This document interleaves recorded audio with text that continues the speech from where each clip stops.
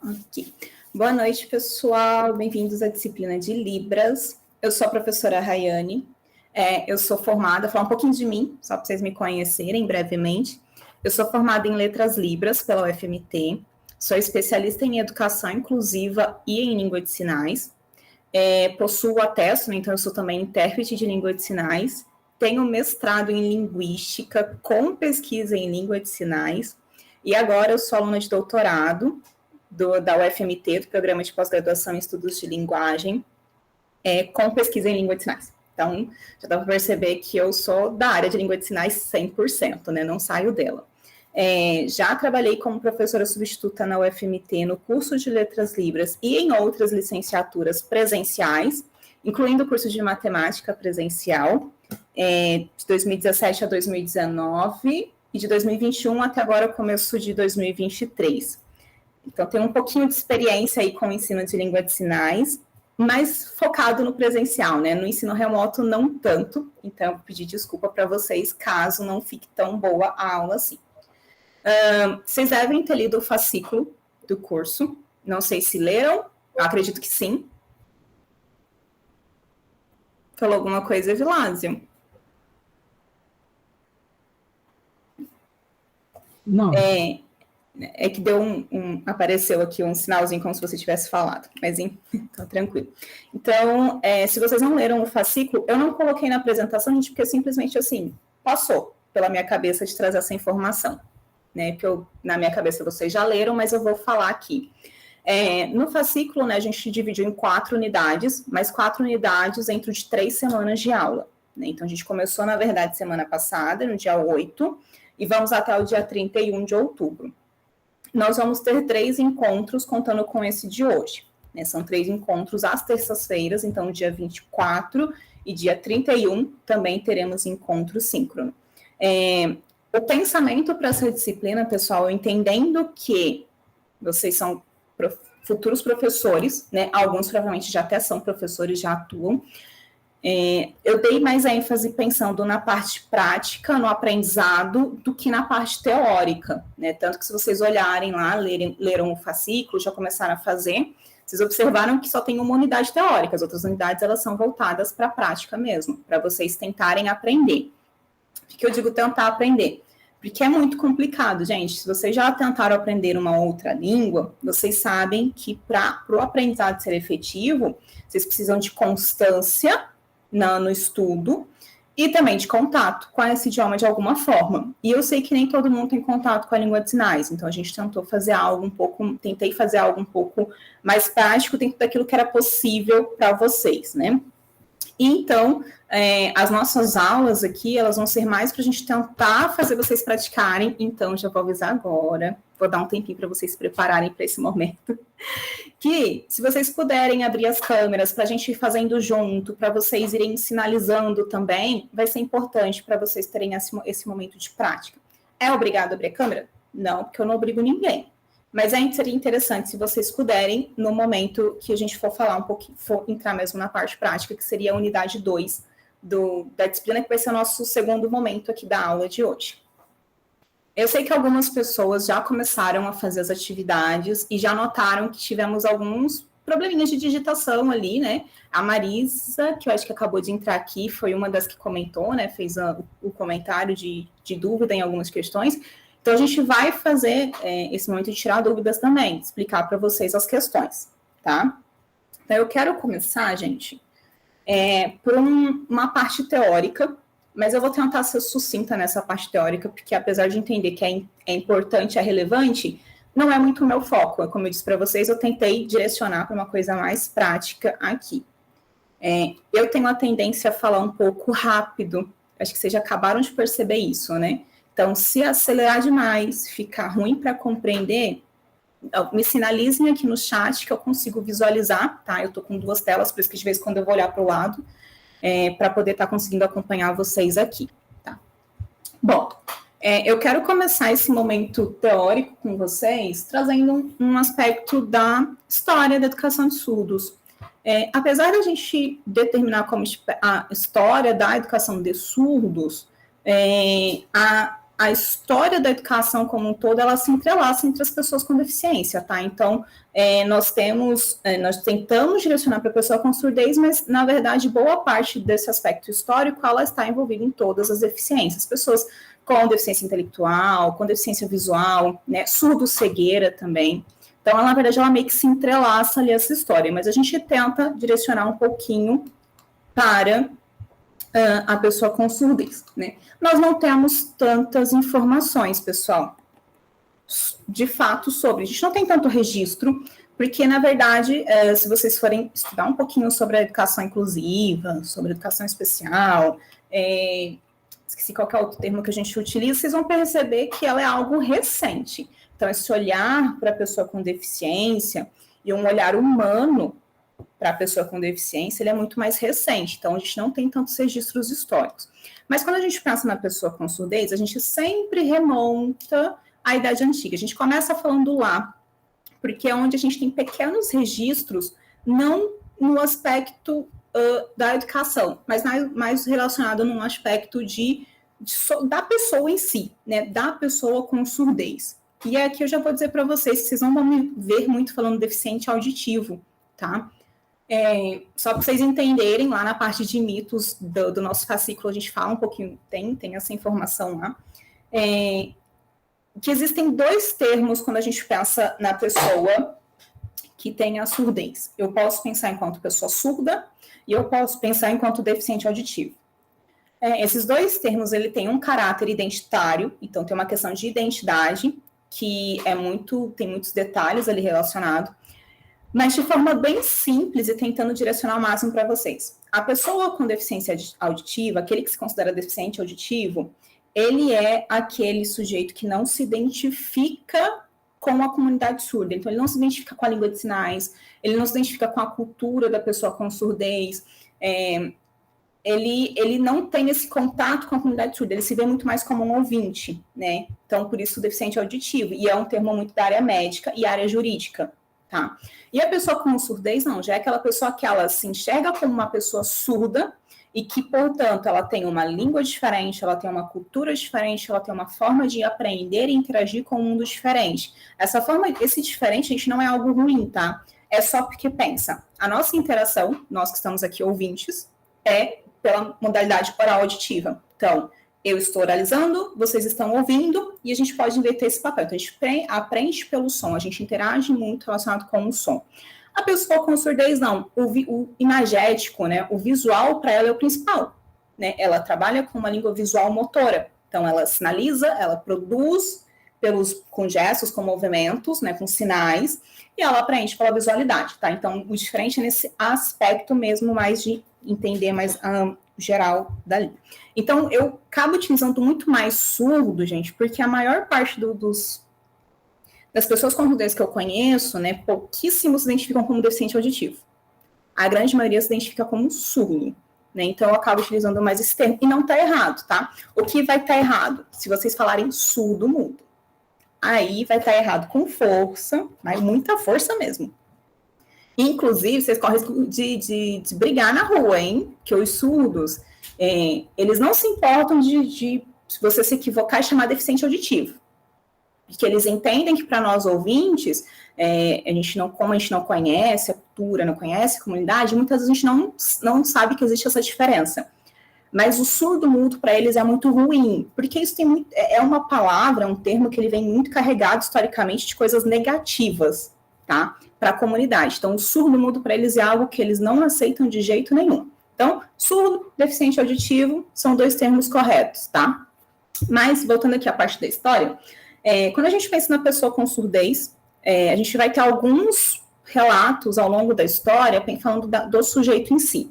E aí eu trouxe alguns destaques, porque são destaques que influenciaram durante muitos anos e ainda influenciam no aspecto da educação da pessoa com surdez.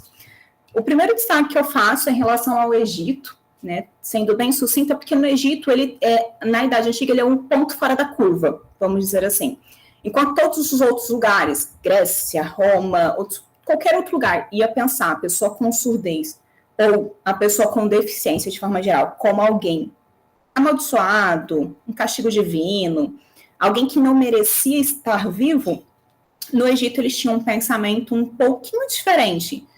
Não significa que eles tratavam a pessoa com surdez bem, as pessoas com deficiências bem, mas eles tinham um outro pensamento sobre isso. E pensando em especificamente a pessoa com surdez, a ideia era de que a limitação ali da pessoa, né, em ouvir e falar, porque a dificuldade em ouvir é que prejudica a oralidade, era porque ele tinha um contato divino, né, um contato com os deuses, e que esse contato era algo tão especial que, para não correr o risco de que aquela comunicação, que a interação que acontecia entre a pessoa e os deuses fossem divulgadas para outras pessoas que não mereciam saber das informações, né?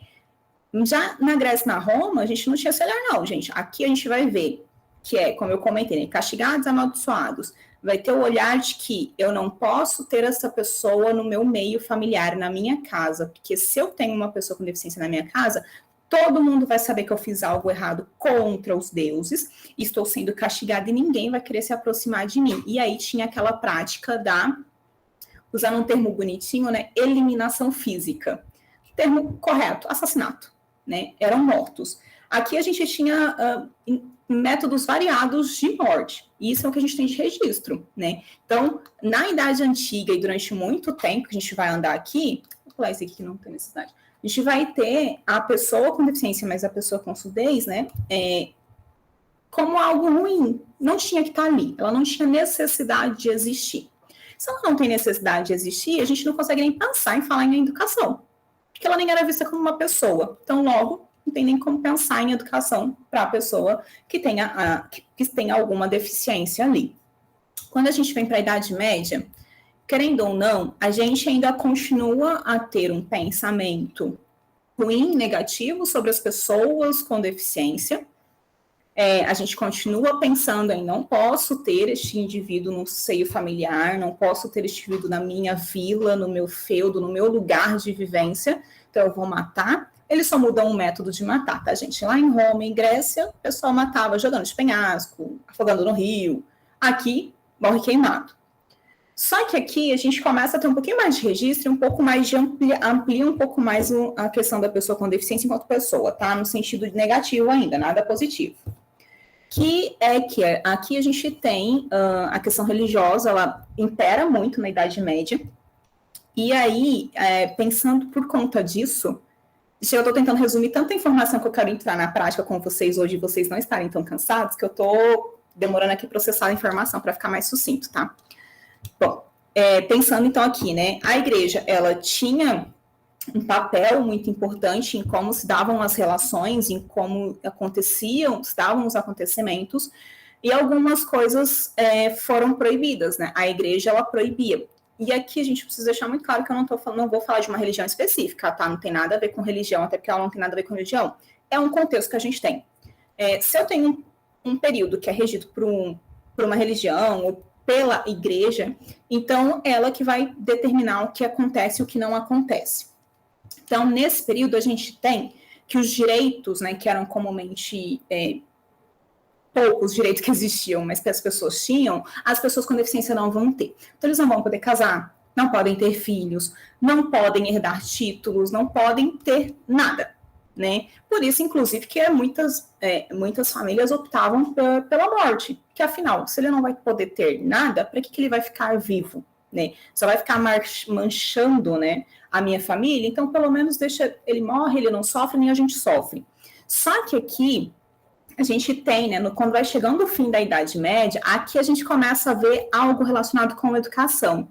E ainda que a gente pense, né, a religião, a igreja, ela teve algo a ver com a eliminação física, com o assassinato de pessoa com deficiência, ela também é o pontapé inicial para a educação da pessoa com surdez.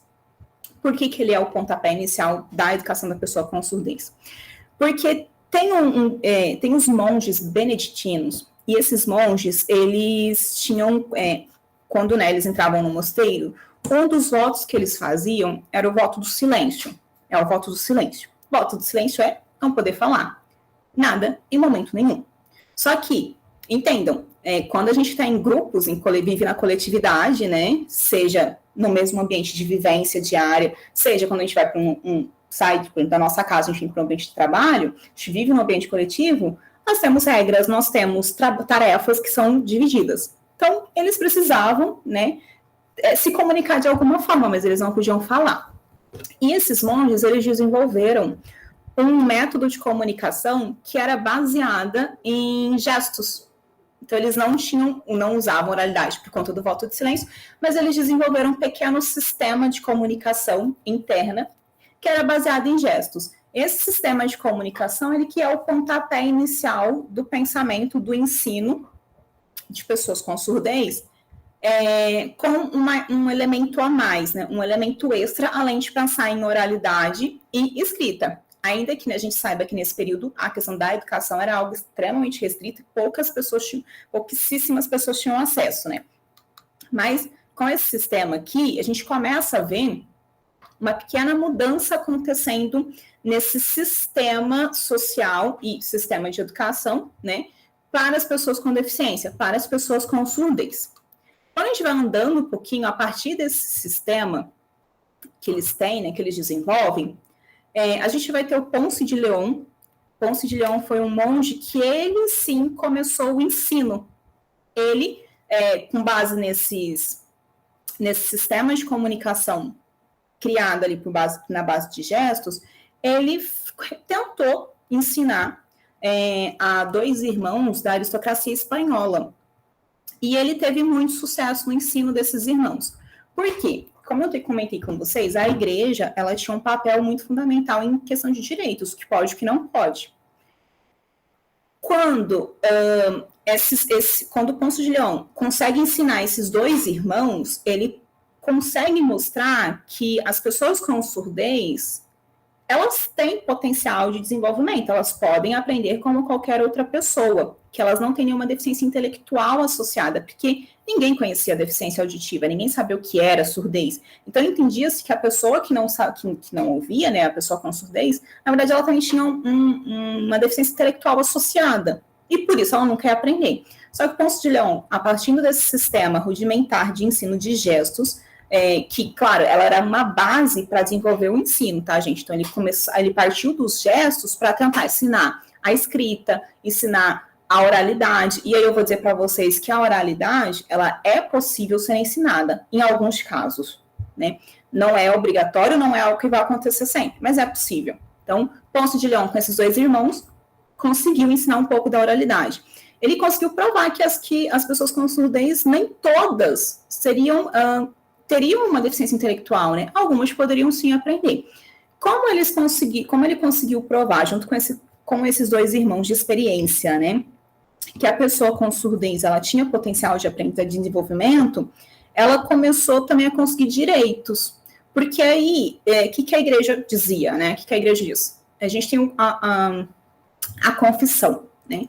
Então, para eu ser digno, eu preciso me confessar, eu tenho que estar limpo dos meus pecados. Só que se eu não oralizo, eu não consigo me confessar. Se eu não consigo me confessar, eu não posso receber nenhum dos sacramentos, né?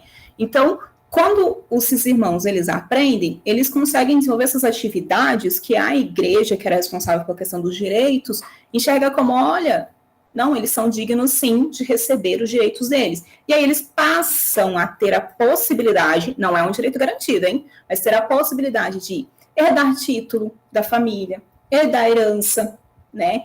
Poder se casar.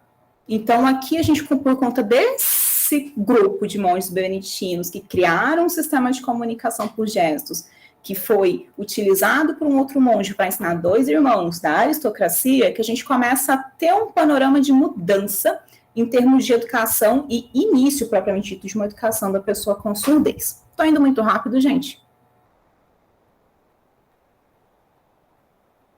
Tá todo mundo vivo? Nossa, vocês estão mais mortos que eu. Para mim tá bom, professor. Para mim tá bom.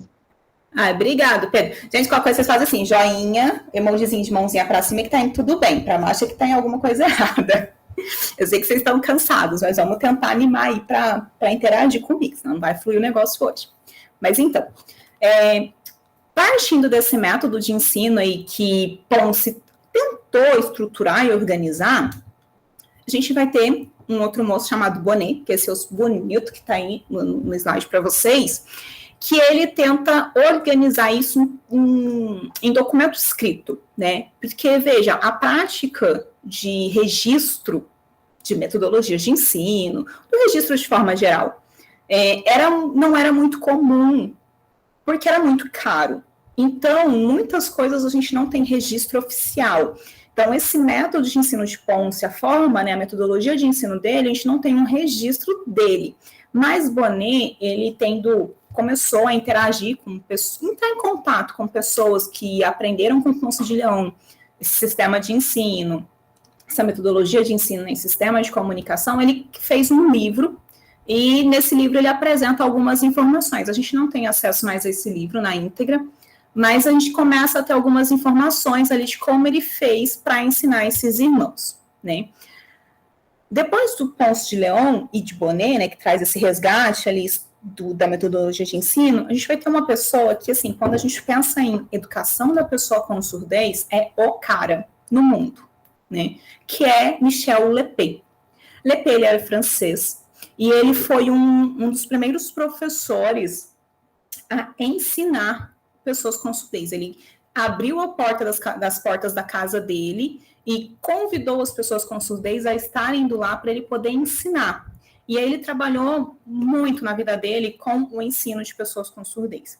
E por que ele é tão importante, né? Se a gente pensa assim, poxa, mas ele está lá na França, o que ele fez? Por que ele é tão importante assim? Porque o ensino dele era tão efetivo, a metodologia de ensino dele era tão efetiva, ele também se baseava num sistema de gestos, né? E aqui eu não estou falando em língua, né? Não sei se vocês estão percebendo, porque a gente não tem status linguístico aqui ainda. A gente trabalha com sistema de gestos nesse momento. Mas o sistema de gestos dele, a metodologia de ensino dele era tão efetiva, era tão boa, que pessoas de outros países começaram a ir para a França para aprender com ele como ensinar a pessoa com surdez, né? E ele foi o responsável por criar a primeira instituição de ensino para surdos no mundo, que é uma escola que existe ainda hoje, é uma instituição que ainda está de pé lá na França, que é o Instituto Nacional de...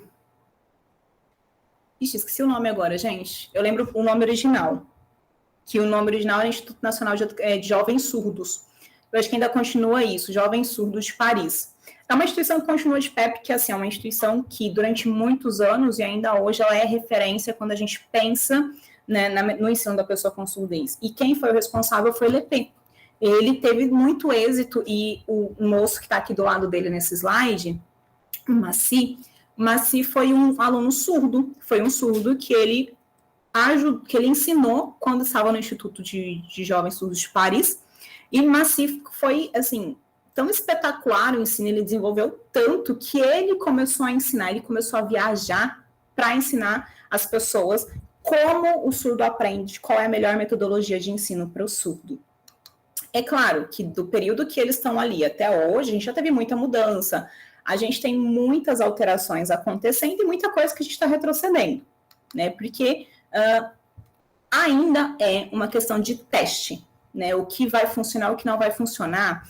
Porque quando a gente pensa na pessoa com deficiência, né, pensa na deficiência em si, não no sujeito, mas na deficiência, as deficiências, elas são variadas. Nem toda pessoa com surdez é igual, né? Como eu disse para vocês, algumas pessoas podem desenvolver oralidade. Por que algumas pessoas podem desenvolver a oralidade e outras não? Porque tem uma questão mesmo da deficiência em si. Alguns têm uma deficiência profunda, surdez profunda. A surdez profunda, ele não escuta nada. Então, não tem como ele desenvolver nada de oralidade. Mas eu tenho pessoas que têm uma surdez moderada para leve. A moderada para leve, ela tem alguns tipos de som que ele vai conseguir escutar, que ele vai conseguir entender. Entendendo qual é o tipo de surdez, eu posso trabalhar, né, com intensidade, tonalidade de tons de voz que sejam adequados para aquela deficiência, para aquele grau de surdez ali, né, para aquele tipo de surdez. Por isso que para alguns funcionam e outros não. Então a gente ainda tem muita dificuldade porque a gente não conhece muito ainda, porque nós professores, né, nós da área da educação, a gente não tem muito contato com essa parte que é a parte médica, porque a gente tem um pouquinho de receio de entrar muito nessa parte, né, porque existe tanto trauma na comunidade em relação à medicina, que a gente também sente um pouco de receio de entrar nessa área para entender mais, para trabalhar às vezes com o nosso aluno, né? Então, acontece essas coisas. Mas, andando um pouquinho mais, né, depois de Lepê, a gente vai ter um mocinho bonito sentado ali, que é o Abade Sicard. Sicard, ele foi o sucessor de Lepê na divulgação do ensino da pessoa com surdez, e ele continuou o trabalho de Lepê de criar escolas, de começar escolas para ensino de pessoas com surdez na França. Porque Lepê criou o Instituto Nacional de Jovens Surdos.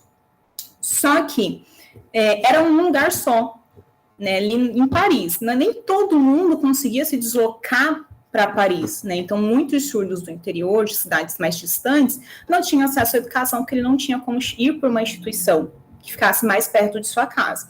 Então, esse cara, ele começou esse trabalho de fundar escolas em outras cidades para que esses surdos pudessem ter acesso à educação. Por conta desse boom que aconteceu de criação de escola, de desenvolvimento do ensino na França, a gente vai ter um americano, que é o Gallaudet, que ele se interessou muito nos Estados Unidos pela educação de pessoas com surdez. A gente é muito curioso, né? Nós da área de Libra, a gente da área de ensino de pessoas com surdez, nós somos muito curiosos. Ele ficou muito curioso, porque ele conheceu 2 irmãs surdas nos Estados Unidos, crianças, e ele ficou muito curioso com a forma como elas interagiam entre elas, né? Que elas conseguiam comunicar, elas brincavam, elas tinham um sistema próprio de comunicação, e ele achou muito interessante, tipo assim, mãe, como é que elas conseguem interagir? Se elas interagem entre elas, então deve ter algo que a gente pode fazer, né? Nós, ouvintes, nós da área educacional, podemos fazer para que todos se comuniquem. E aí, por essa curiosidade dele, ele vai para a França para aprender um pouquinho sobre os métodos. Na França, ele conhece um outro surdo chamado Clerc, Laurent Clerc, que ele vai para os Estados Unidos e, junto com Gallaudet, eles fundam uma escola para iniciar a educação de surdos nos Estados Unidos. Só que nem tudo são flores. Parece que o negócio estava fluindo, estava indo bacana aqui, educação avançando, pá. Chega a 1880. É que eu vim ver o que está escrito aqui, tá, gente, no chat, peraí.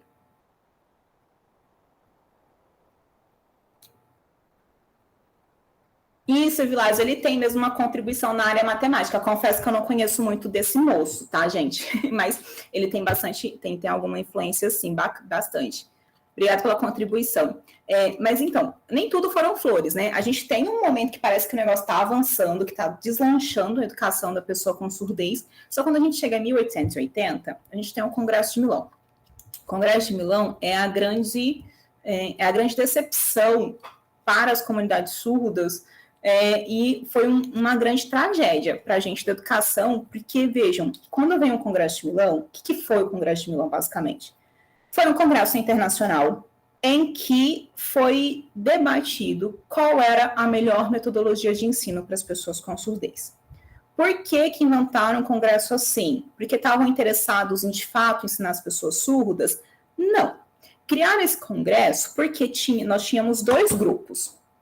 Um grupo que defendia o ensino partindo de uma comunicação por sistema de gestos, uma comunicação visual, e a gente tinha um grupo de pessoas sem noção que insistia na oralidade, que o método de ensino tinha que ser oralidade, porque tinha que se trabalhar a metodologia tradicional de ensino, que a pessoa com surdez ela não aprendia porque ela era preguiçosa, porque dando um sistema gestual ela ia continuar preguiçosa, e por isso que ela não ia aprender nunca a oralizar. Por conta disso, né? Então, tinham 2 grupos, esse grupo da oralidade aqui, um monte de gente sem noção, discutindo com quem trabalhava com pessoas surdas e, né, quem estava no grupo da oralidade, basicamente ouvintes, a maior parte eram ouvintes, e na parte do grupo que defendia o sistema por comunicação gestual, pessoas com surdez, né? A grande maioria eram pessoas com surdez. E aí, nesse congresso, quando foi o momento de votação, na votação, venceu o sistema de comunicação oral como a melhor metodologia de ensino. O que se implicou para a educação da pessoa com surdez? A partir do momento que nesse congresso ficou definido que a metodologia de ensino seria a oralidade, as escolas que tinham sido criadas até aquele momento, elas não poderiam mais ensinar as pessoas com surdez usando comunicação visual. Então, a comunicação visual ela foi proibida oficialmente, né? Porque extraoficialmente acontecia em um monte de lugar ainda, mas oficialmente ela não podia existir no ambiente educacional. E aí, com isso, muitos surdos que não tinham contato com comunidades surdas, com surdos que não fossem daquele ambiente escolar, eles não puderam aprender a língua de sinais. Gente, o impacto do Congresso de Milão foi tão grande que a gente tem reflexo dele ainda hoje, né? Se vocês encontrarem com surdos de mais ou menos 60 anos, mais ou menos 60 anos, vocês vão ver que a grande maioria não sabe língua de sinais, porque eles não puderam aprender língua de sinais, porque era proibido. Então, assim, isso para a parte educacional foi muito ruim, porque a gente vinha num crescente de desenvolvimento de ensino. Quando chegou o Congresso, todo mundo teve que parar oficialmente o que se fazia, né? Não podia ter registro mais de que estava trabalhando com língua de sinais, né? Então, isso impactou muito, muito fortemente na educação das pessoas com surdez no mundo todo. Mas, como eu disse, isso impactou no sistema formal, né? Então, aqueles surdos que tinham contato com outros surdos, que tinham ali acesso a uma comunidade surda que vivia na clandestinidade, eles interagiam em língua de sinais, e por isso que a língua de sinais ela não morreu. E a gente tem acesso a algumas informações hoje sobre esse período. Mas muitos, né, o que é mais comum, né, se a gente pensar nas pessoas com surdez, é que a grande maioria, na verdade, vem de famílias ouvintes, que muitas vezes não tem nenhum outro surdo na família.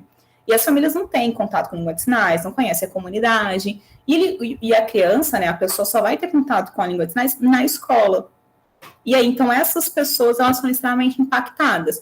E pode parecer algo assim, nossa, como assim, né? Um negócio de 1880 está impactando ainda hoje na educação? Gente, sim, está impactando. A gente tem alunos, e aí eu falo por experiência, né? Eu tenho duas alunas na graduação, que eu esqueci agora a idade delas. Uma eu lembro que é 50 e 54, a outra eu não me recordo a idade. Que as duas, elas foram fazer o curso de letras libras. Elas não sabiam língua de sinais. Elas tentavam fazer leitura labial e tentavam fazer leitura de língua portuguesa. Mas a língua de sinais, elas foram aprender mesmo a sinalizar na graduação. E elas são surdas, porque elas não tiveram acesso à língua de sinais na educação delas, e elas são de família ouvinte. Então, não tinha nenhum outro surdo dentro da família. Então, assim, o impacto foi muito grande. Isso foi muito prejudicial para a comunidade, para o setor educacional, foi muito ruim. Bom, andando mais um pouquinho aqui.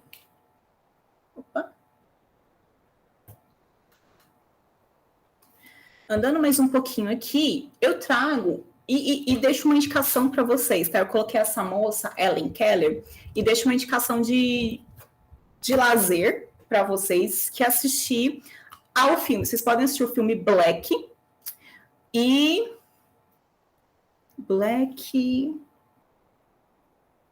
O Black vai ser mais fácil de vocês acharem.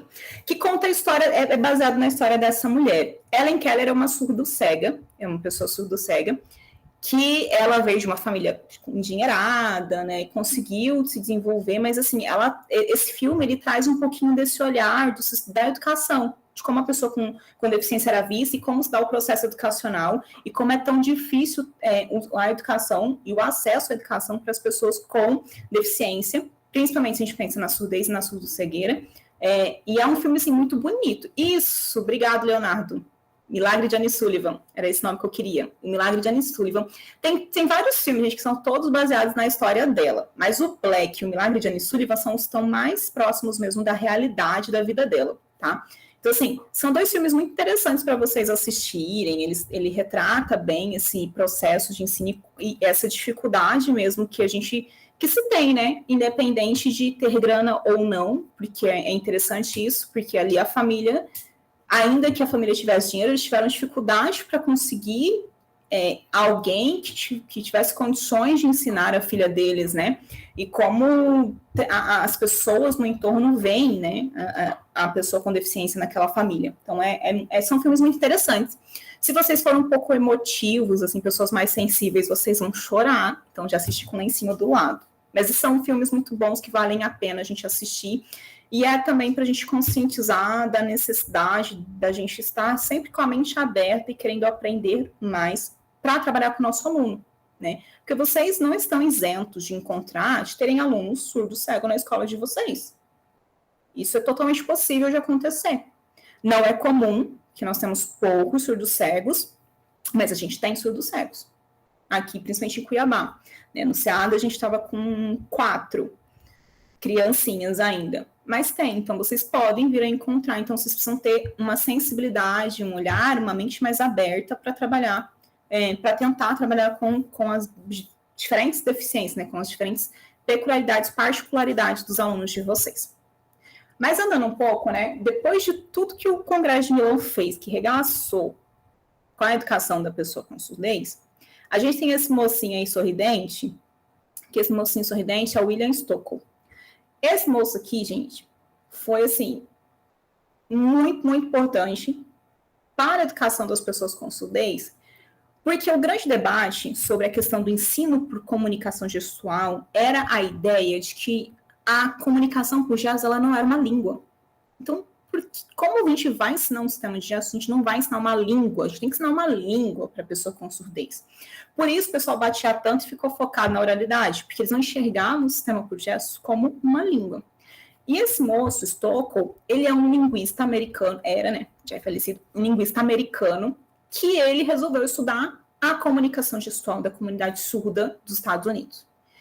E aí, analisando, ele fez um estudo linguístico, né? Então, ele pegou as regras e padrões de estudo linguístico das línguas orais e ele tentou aplicar isso a sistemas de comunicação gestual da comunidade surda americana.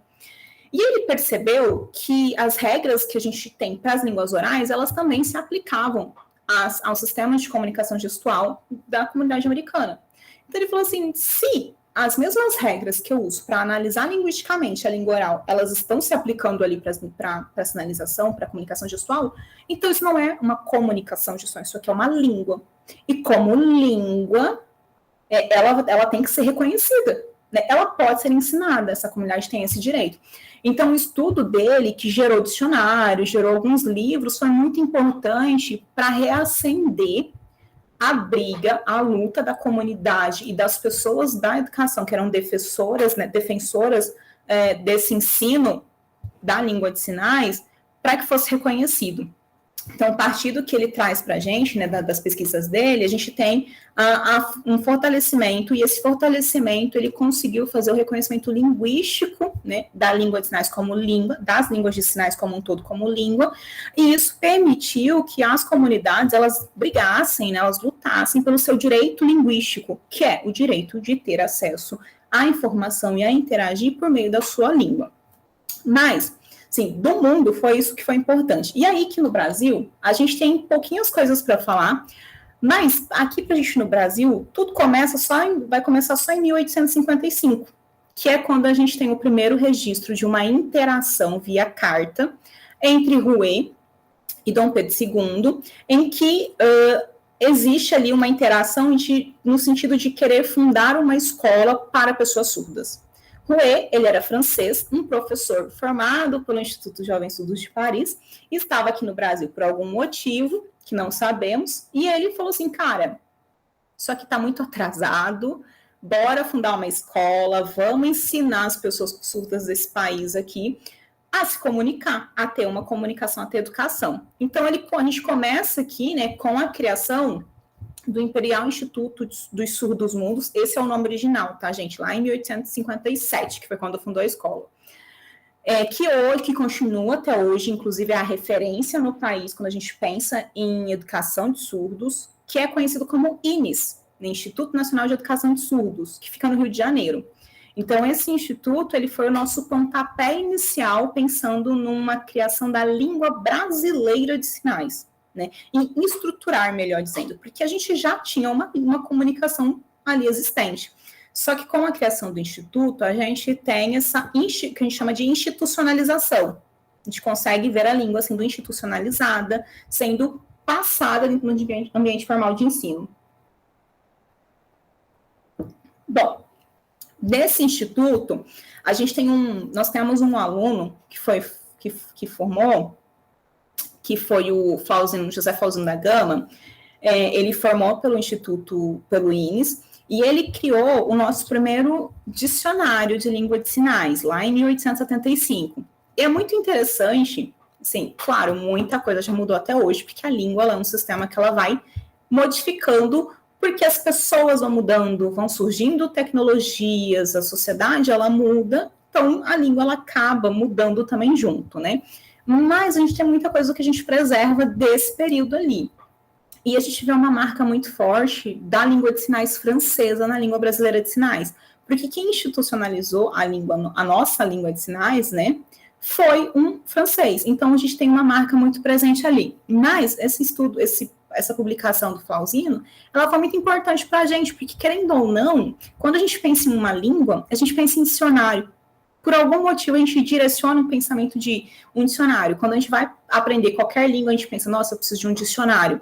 Então, essa criação desse dicionário dele é, de certa forma, como se ele reafirmasse, né? A língua de sinais, ela é uma língua. Ela é uma língua. E aí, então, foi muito importante para esse fortalecimento. Mas, né, como o período que a gente está ali teve o Congresso de Milão, nós não ficamos isentos dos problemas relacionados ao Congresso de Milão. O INES, ele acabou por um tempo virando um espaço que não era mais dedicado à educação de surdos, mas sim um espaço de depósito de pessoas com deficiência, porque não se enxergar, porque aí passou todo o processo de quem cuidava, né, do Instituto não era mais uma pessoa da educação, era uma pessoa, um médico. Então, tinha todo um olhar diferente ali em cima. Então, por um período também, o Instituto ele perdeu a sua função inicial aqui. E, deixa eu ver a Valdirene escreveu aqui no chat que teve um professor surdo que chegou a ter as mãos amarradas para aprender a oralizar. Super comum, gente. Para quem... por isso que eu falei, né? As pessoas que forem conversar, tiverem contato, conhecerem, né? Algum surdo que tem ali 60 anos, mais ou menos, vocês vão ver as atrocidades que aconteciam em sala. Pensando nisso, deixa eu dar uma dica. Eu gosto de falar de filme, gente, eu não coloquei nada na plataforma, porque quando eu estava montando a disciplina, parece que, assim, sumiu as coisas da minha cabeça. Mas tem um outro filme, estou colocando o nome aqui no chat. Seu Nome é Jona. É um filme muito interessante, ele é um filme de 1980, que ele traz um pouquinho disso que a Valdirene falou, de ter as mãos amarradas, de baterem nas mãos da criança, isolarem a criança, até que ela aprendesse a oralizar. Esse filme ele é muito interessante também, porque ele traz um outro aspecto, que é o erro médico, erro de diagnóstico, né, durante muito... E até hoje a gente tem alguns erros de diagnóstico, pensando em surdez, tá? Pode parecer uma coisa assim, meu Deus, como a gente tem erros ainda, mas tem, porque existem algumas questões relacionadas ali que às vezes não é surdez, é uma deficiência, é uma dificuldade no processamento auditivo. Então, assim, deficiência, há uma criança, às vezes, que tem autismo, às vezes é confundida com surdez, porque o autista, vocês sabem, nem todos, claro, né? Mas uma das características do autismo, né, é não responder, às vezes, aos estímulos, não olhar quando é chamado, dependendo do tipo, de qual é o nível ali que ele tem. Mas, enfim, erros médicos também. É um filme muito interessante. E aí eu já vou avisar para quem for querer assistir esse filme, que ele tem partes que ele não tem som mesmo, tá, gente? Que é como se fosse um processo de imersão para quem está assistindo. Então, se vocês começarem a assistir e de repente ficar sem som, não se preocupa, é porque não tem som mesmo, tá? Senão vocês vão parar o filme, vão querer caçar e vão estar sempre encontrando o mesmo problema, mas é porque faz parte do filme, é o ponto de vista da criança que tem a surdez, tá? Por isso que ele é muito interessante também. Bom, mas andando um pouquinho mais aqui, para a gente já ir finalizando essa parte, então a gente tem o Instituto ele foi e é muito importante para a gente, né, em relação à educação da pessoa com surdez. É o nosso espaço de referência quando a gente pensa em educação de pessoas com surdez. Eles também promovem cursos, né, para a comunidade, para quem tenha interesse em aprender, para quem também é da área de ensino e quer fazer algo mais relacionado ali, educação inclusiva, né? Eles têm alguns cursos, indico a vocês darem uma olhada, se alguém tiver interesse em trabalhar com educação inclusiva, dá uma olhadinha no site deles, que eles vão trazer algumas informações bacanas. E já deixo como dica para vocês verem o canal deles no YouTube, chamado A Vida em Libras. Deixa eu jogar aqui no chat também. Então, o nome do canal é A Vida A Vida em Libras. Ele está sinalizado, tá? Quem faz todo o programa, ele é uma pessoa com surdez, mas ele tem legenda. Então, vocês podem ficar... tem som. Então, vocês podem ficar tranquilos que dá para acompanhar tranquilamente. Bom, fechando essa parte da história, que foi só um resumão, assim, mas que é importante para vocês perceberem que tudo que aconteceu ele influencia hoje, por isso que hoje a gente ainda não está muito avançado na questão da educação, a gente demora, está em passos de bebê, né, para desenvolver mesmo. Eu vou entrar com vocês. Alguma questão, gente? Vocês querem falar alguma coisa? Deixa eu... Tá tudo certo? Uma joinha para cima para tá tudo certo, joinha para baixo que tem algo ruim. Vocês não querem falar comigo.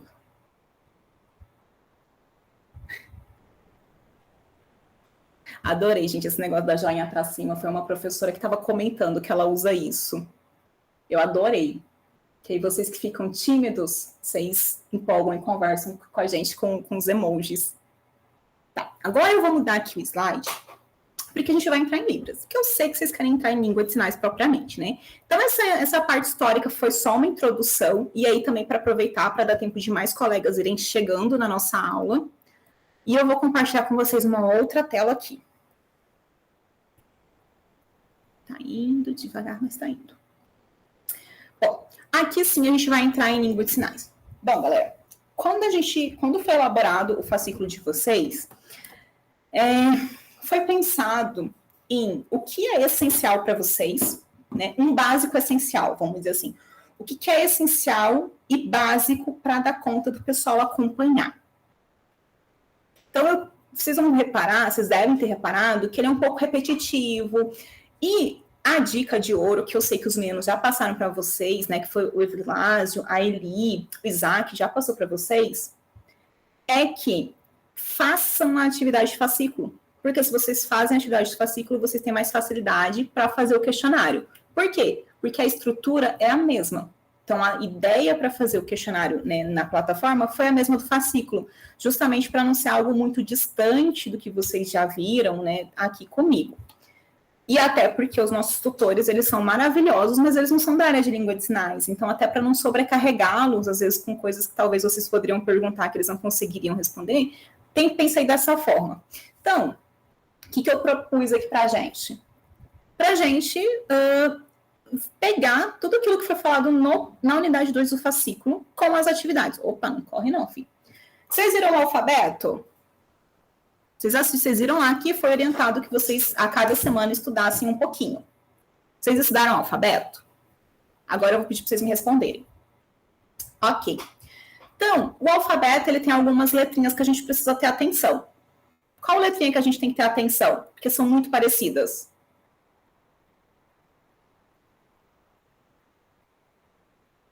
Ouço grilos cantando na nossa sala de aula. A letra T, a letra F, o H e o K. Legal, o Pedro já começou bem. Ó, o T e o F, né?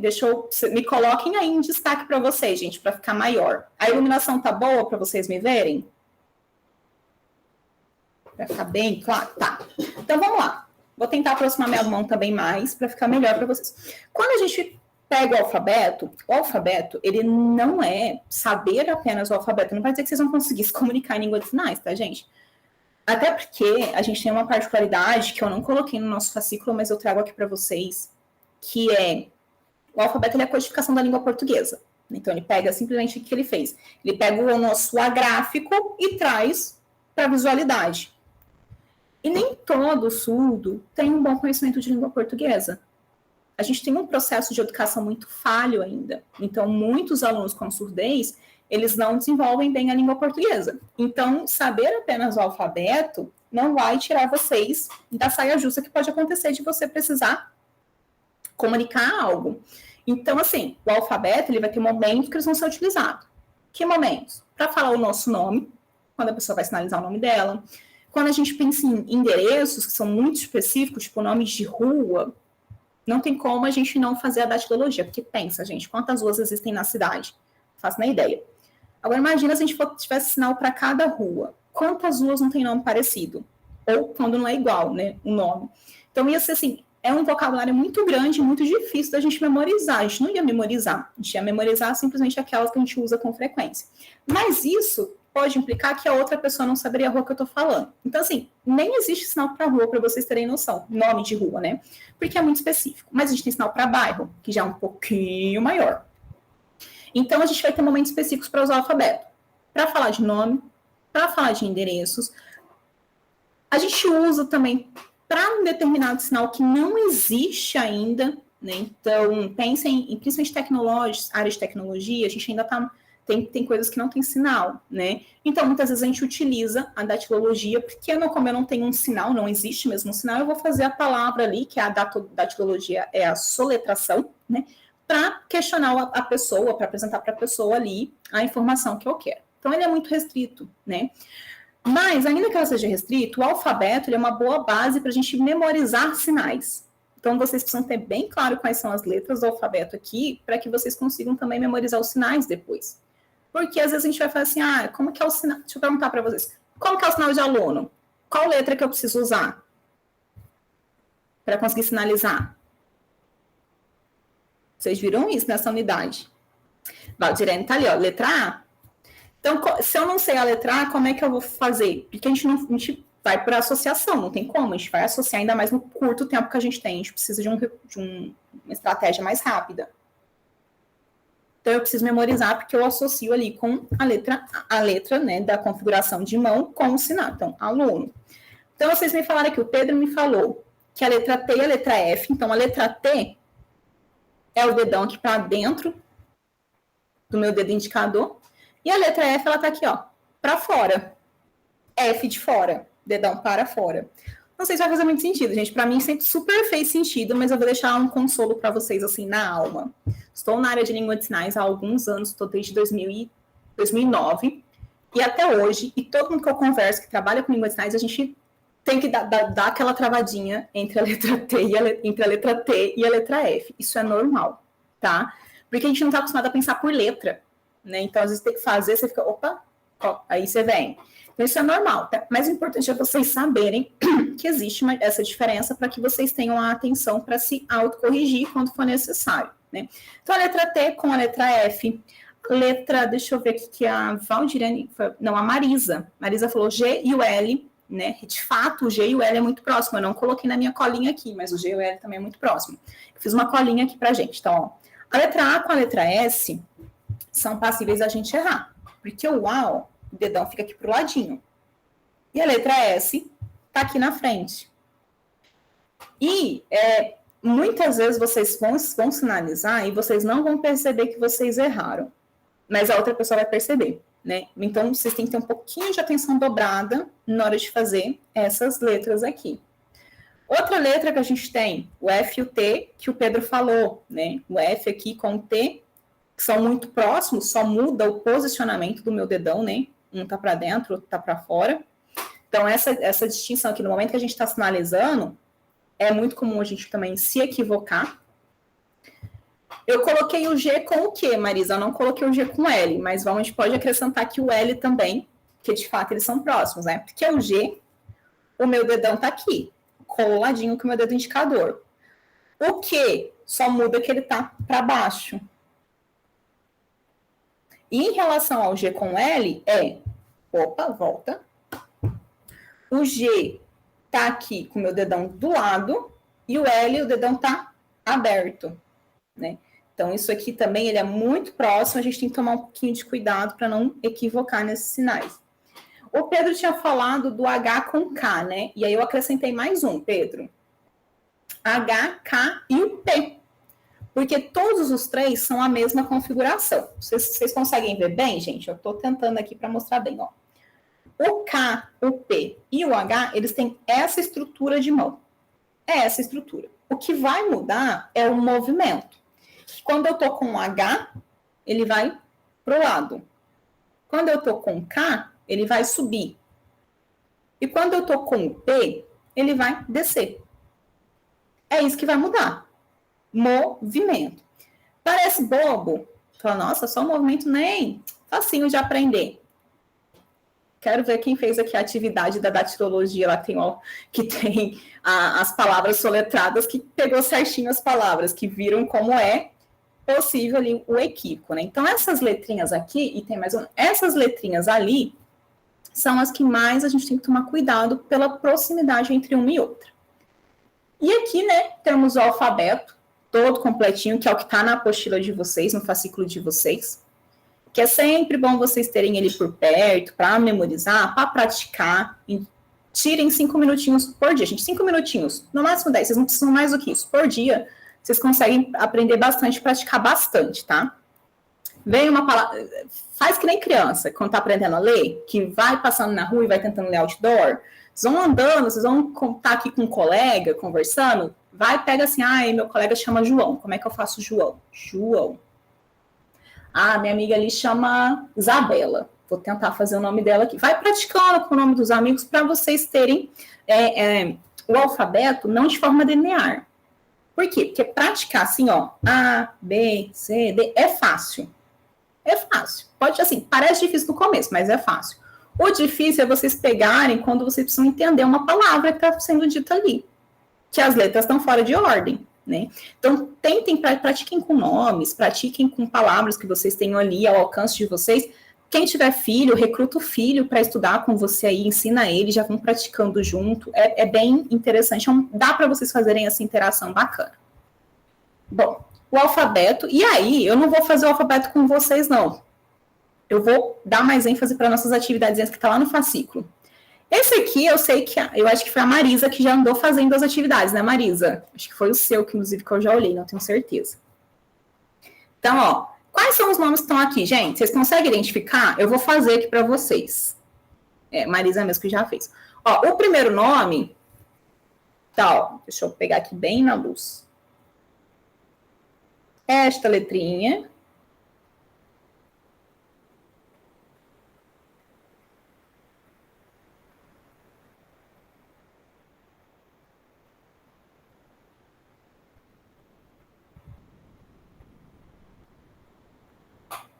Que nome que é esse? Vocês podem falar no áudio se vocês preferirem, tá, gente?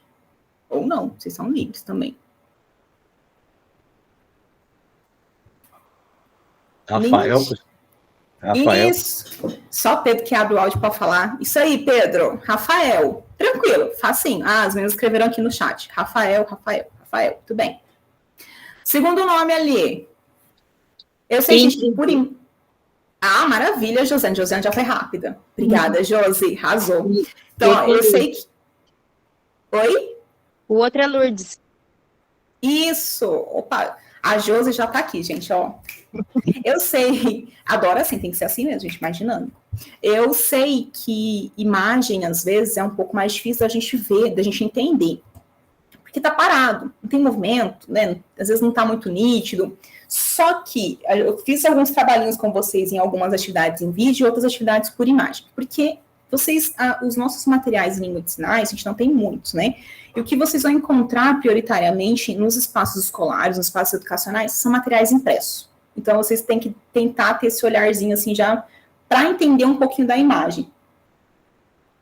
É claro que, né, com o YouTube a gente tem acesso ao YouTube, mas às vezes você precisa fazer uma atividade na escola para criança e não tem como você utilizar vídeo, porque não tem equipamento e tal. Você vai precisar fazer imagem. Então, vocês precisam entender se aquela imagem está certa ou não. Porque às vezes a gente vai fazer pesquisa básica no Google, aí aparecem umas coisas que o pessoal coloca o nome e fala assim, não é. Isso está errado. E só que você só vai saber se está errado se você tiver um pouquinho de noção, né, de conseguir compreender e enxergar a diferença do sinal, principalmente sinais básicos, né, que a gente vê muito, né, com criança. Então, o primeiro nome, Rafael, segundo nome, Ingrid, terceiro nome, Lourdes. Tranquilo, isso foi fácil. Tá tudo fácil, na verdade, gente. Foi fofa com vocês. Aí, eu vou vir para essa questão, que eu acho que foi a Marisa que até tirou a dúvida. Que, ó, opa, deixa eu parar ele aqui. O que acontece? Vocês estão vendo o enunciado não condiz com as respostas que estão ali. Foi um pequeno equívoco de digitação, gente, porque faltou uma palavra. Então, no fascículo de vocês está escrito assim, veja o vídeo e identifique qual a sequência de letras apresentada. Não é qual a sequência de letras apresentada, é Eu quero que vocês vejam qual a próxima. Vai não, filho. Qual a próxima sequência de letras a ser apresentada.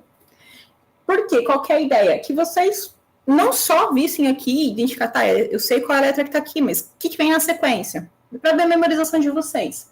E aí, ó, esse aqui, vamos tentar ver se vai passar bonitinho aqui. Esse aqui por aqui é um pouco ruim, gente, mas é o que a gente tem. Nossa, foi tão rápido. Até que ele travou. Então, ó, bem, esse aqui qual que é? Então, eu vou fazer aqui, ó. É essa letra. Essas três. Qual que é a sequência? Qual que vem na sequência? Qual letra? A, B, C ou D? Tá aqui do ladinho.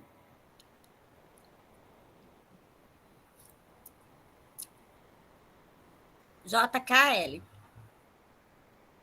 Foi, Ivani, foi, ó. Isso aí. Porque eu fiz o quê? Todas essas.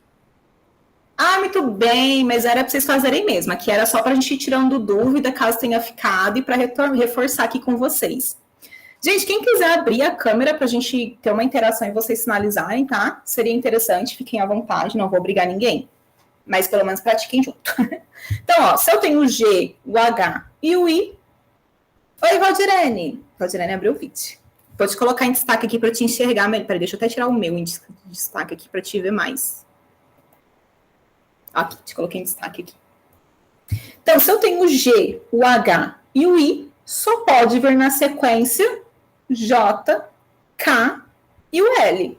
Não tem outra letra, né? Quem fez o questionário 1 já tá ligado que tem uma perguntinha assim lá.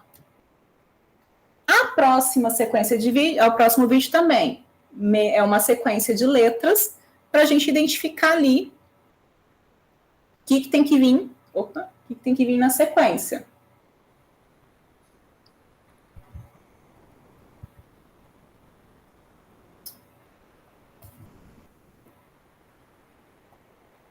Eita, nós. Sabe que eu gosto de trabalhar com vídeo e o Meet dá umas travadinhas legal.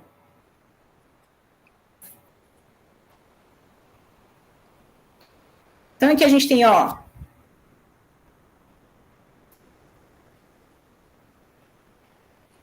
Qual que é a sequência? Qual que é a sequência?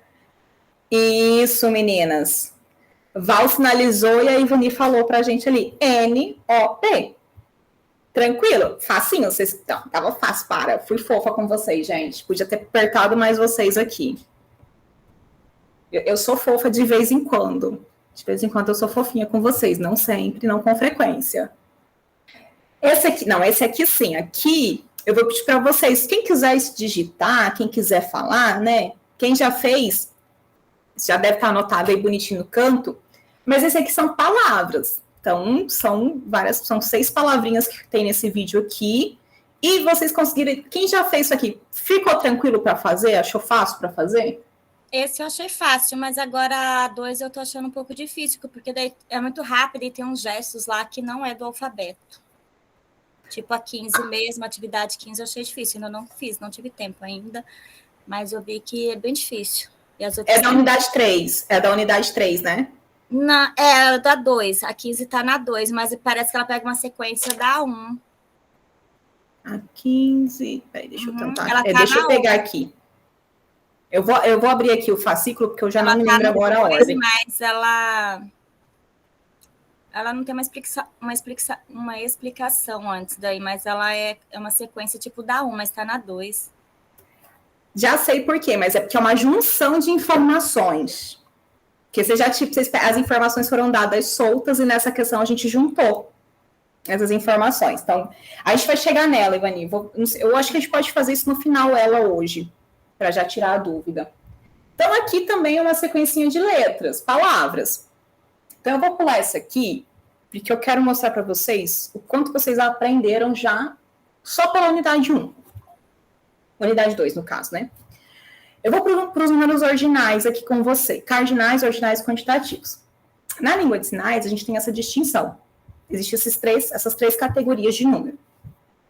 Número cardinal, ele é esse conjunto de imagens que vocês estão vendo aqui na tela e não tem movimento. E a gente usa ele em praticamente tudo. Quanto que eu não uso? Quando eu estou falando de ordem e quando eu estou falando de quantidade. Quando eu estou falando, por exemplo, de vocês, eu fui aprovado em primeiro lugar no concurso. E aí eu vou usar o número ordinal. Mas se eu estiver falando de número de telefone, o meu telefone, número 999, aí é o número cardinal. Se eu estou falando do meu número de documento, número cardinal. Meu RG, meu CPF, o número da minha casa, número cardinal. A não ser que vocês estejam dizendo assim, que uma coisa é você falar, a minha casa é a número 3. Então, minha casa, número 3. Outra coisa é eu falar, a minha casa é a terceira da rua. Ou a minha casa é a terceira. Então, minha casa, que eu mudei a estrutura, porque eu não estou falando mais do número da casa. Eu estou falando de uma ordem, né? Ela é a terceira daquela rua, né? Então, aí eu vou usar o ordinal. Mas se eu estiver falando de forma simples, né? O número do meu apartamento, o número da minha casa ali, número cardinal. Número de telefone. O número da minha sala de aula, né? Você está, eu sou professora da sala 9. Então, eu, professora, sala 9. Então, cardinal. O cardinal vocês vão utilizar praticamente em tudo. Vocês não vão utilizar quando for ordem, porque quando for ordem, eu vou para os números ordinais, que são esses números aqui, que está aparecendo para vocês, que já tem movimento. Então, do 1 ao 4, eu vou fazer um movimento para cima e para baixo. Opa! E o 0, né, também. E do 5 ao 9, movimento lateral.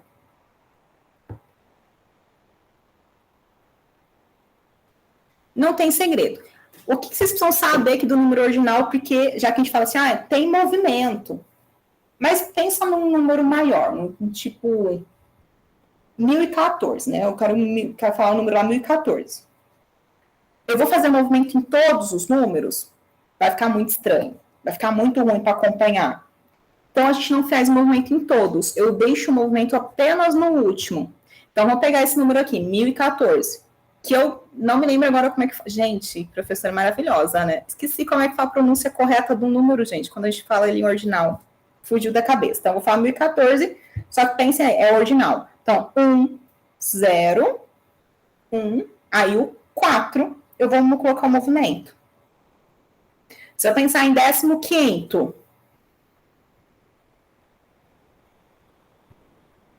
quinquagésimo sexto, apenas o último número vai conservar o movimento. Isso porque, gente, essa questão do movimento, ainda mais pensando que é uma coisa que são números curtinhos, é muito ruim visualmente. Então, por isso, mantém apenas no último, para que a pessoa consiga entender, enxergar bem a sua sinalização. Né? Ela acompanha toda a sinalização. Quando a gente sai do cardinal, a gente vem para o quantitativo, que eu vou utilizar única e exclusivamente quando eu falo de quantidade. Então, quando eu falo assim, eu tenho um lápis. Eu tenho... Deixa eu virar de ladinho para vocês aqui, que eu esqueço que eu tô... Então, eu tenho dois livros. Ou 2 cadernos.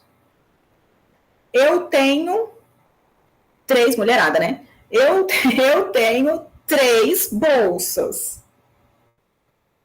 Ou para os professores, né, os homens.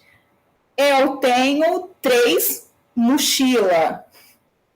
Mulherada anda mais de mochila, apesar que as professoras usam mochila, né? Mais mochila do que bolsa. Então, nessa questão que eu falo em quantidade, aí eu vou utilizar essa configuração. Até o número 4. Passou do número 4, eu vou utilizar a configuração do cardinal. Tranquilo, tá? É isso, é mais fácil vocês gravarem para quando eu uso o ordinal e quando eu uso o quantitativo. Ordinal para quando eu estou falando de classificação, de ordem, quantitativo quando eu falo de quantidade. Sai dessas duas categorias, é tudo número cardinal. Tudo tranquilo. Aí aqui, vamos lá, eu coloquei todas as atividadezinhas aqui, que eu não sabia qual que a gente ia ver. Então, eu resolvi colocar tudo. E aí eu quero que vocês, vamos ver se vocês pegaram aqui, quem não fez principalmente ainda, né? Você consegue pegar a sequência aqui de número.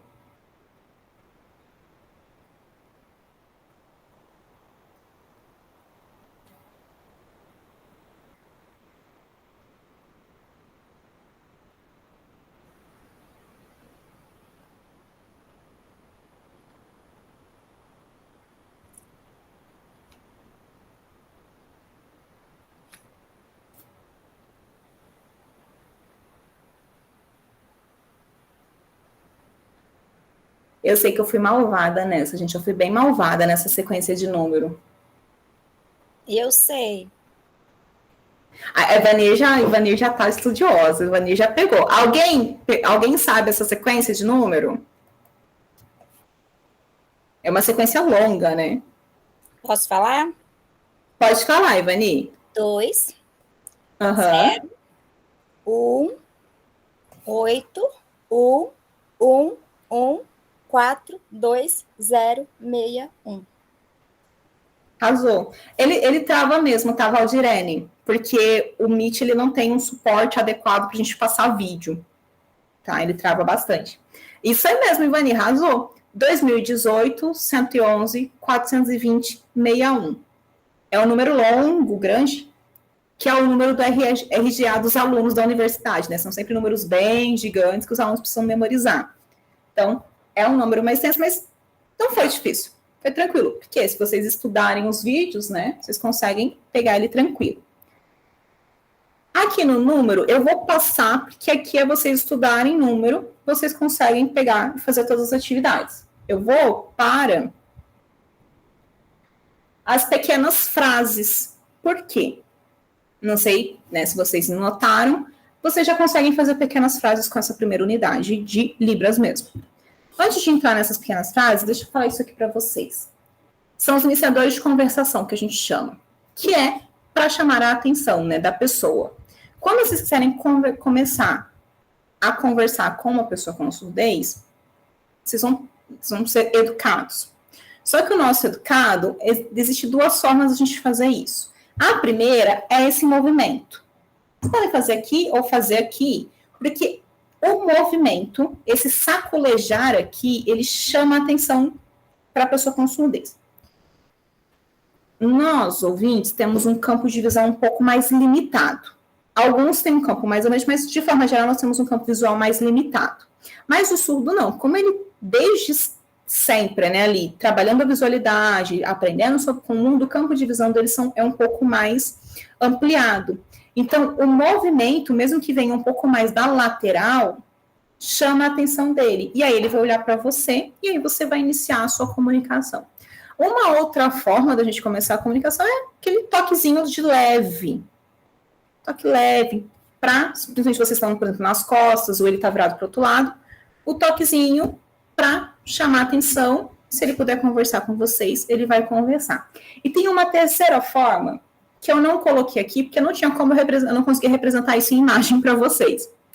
Mas, existem alguns lugares, mas não é todo lugar que vai dar certo também, tá? Mas lugares, principalmente lugares onde é de madeira, vibra bastante.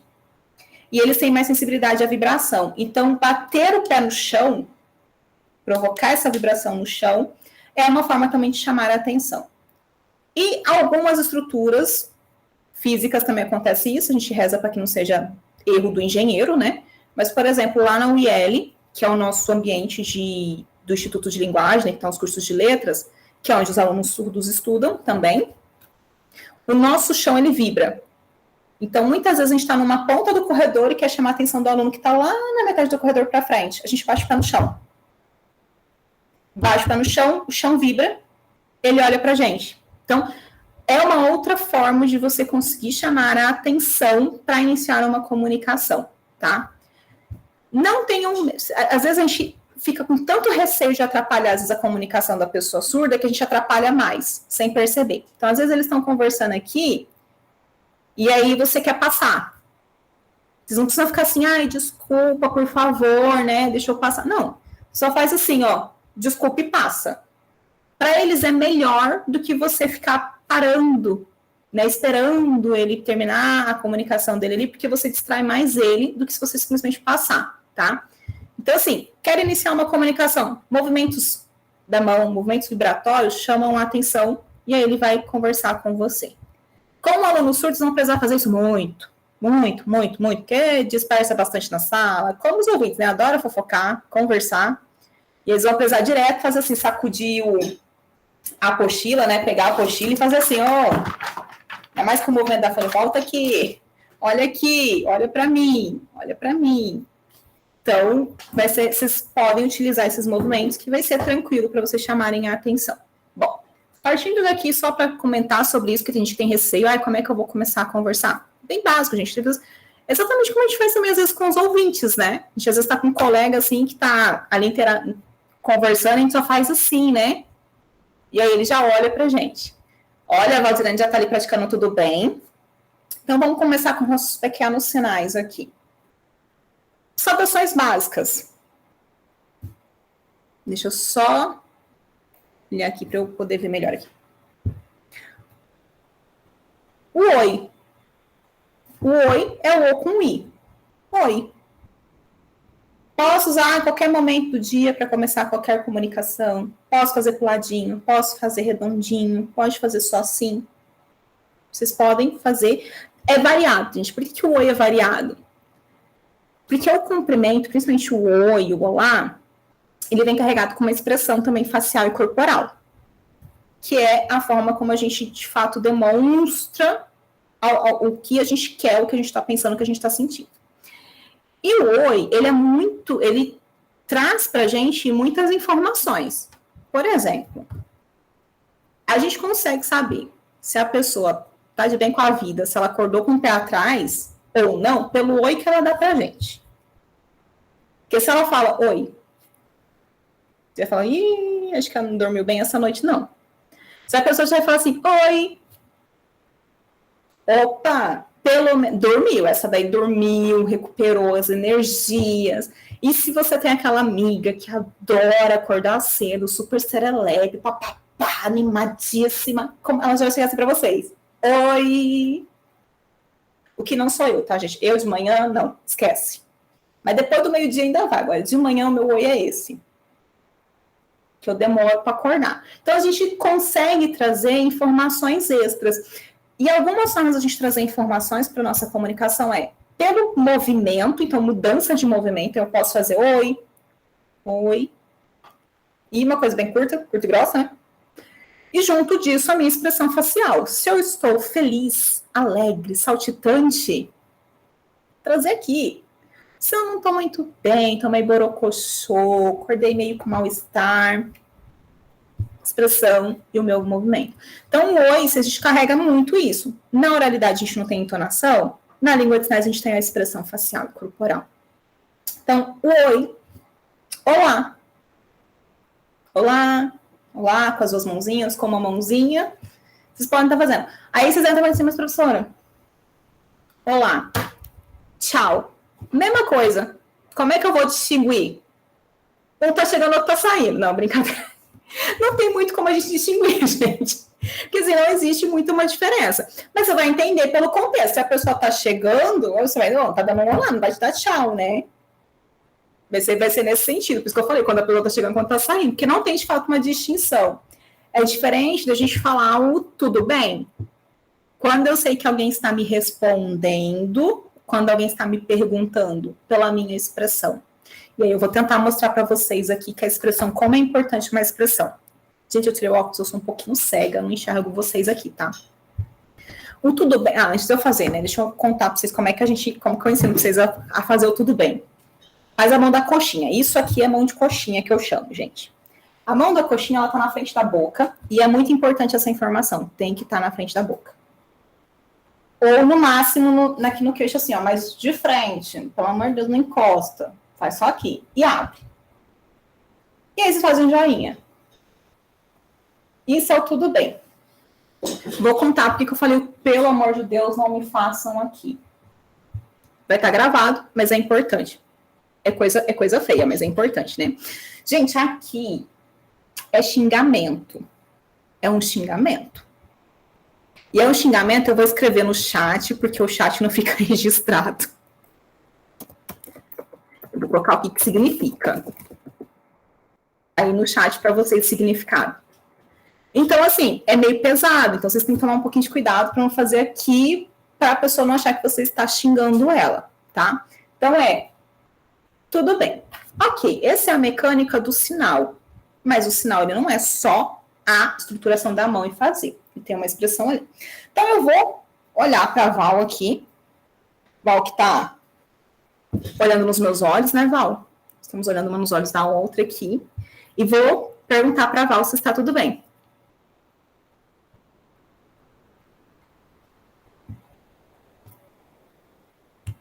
Teve uma diferença aí, conseguiram perceber? Então, ó, quando eu pergunto, eu tô questionando. Então, tudo bem? Tá tudo bem? Se estiver tudo bem, como tá, a Val respondeu. A paz, a expressão, a serenidade, que tá tudo ótimo, tá tudo tranquilo para ela. E me perguntou, e eu também aqui, né? Tranquilaça, tá ótimo, tô passando a minha noite com vocês, tá perfeito, isso aqui tá maravilhoso. Então, a expressão facial vai ser muito importante. Professora, eu preciso fazer a cara que a senhora faz, essa expressão assim, baixada, não sei o quê. Não, gente. Expressão facial é individual. Cada um tem a sua, tá? Não dá para eu falar para vocês assim, quando vocês forem perguntar, abaixem a sobrancelha, projetem o queixo para frente. Não, galera, não tem como. Cada um tem um jeito de fazer expressão. É claro que a gente tem algumas coisas que são comuns, mas não dá para eu falar para vocês passar uma receitinha de bolo. Mas eu dou para vocês a dica de como eu vou descobrir a minha expressão facial, professora, porque eu não tenho. Mentira, todo mundo tem. Todo mundo tem expressão. Vocês vão pagar de doido agora. Vocês vão para frente do espelho. É a melhor coisa do mundo, mas faça isso num quarto isolado para a família não achar que vocês ficaram doidos. Está estudando muito, pronto, deu um parafusamento. Vão para frente do espelho e vocês vão fazer o seguinte exercício. Vocês vão oralizar. Primeiro oraliza, mas vocês têm que ficar muito atentos ao rosto de vocês. Façam as perguntas. Oi, tudo bem? E vejam qual é a expressão que vocês fazem. A Marisa já está... me compadeço de você, Marisa. Aqui em casa também o povo achava que eu estava doidinha quando comecei. É normal. Mas vão para frente do espelho e perguntem. E aí eu digo para vocês oralizarem, porque vocês estão acostumados com a oralização. Então, oralizem, porque vocês vão projetar o tom certo, que vocês precisam de pergunta, e observem o que muda na expressão facial de vocês.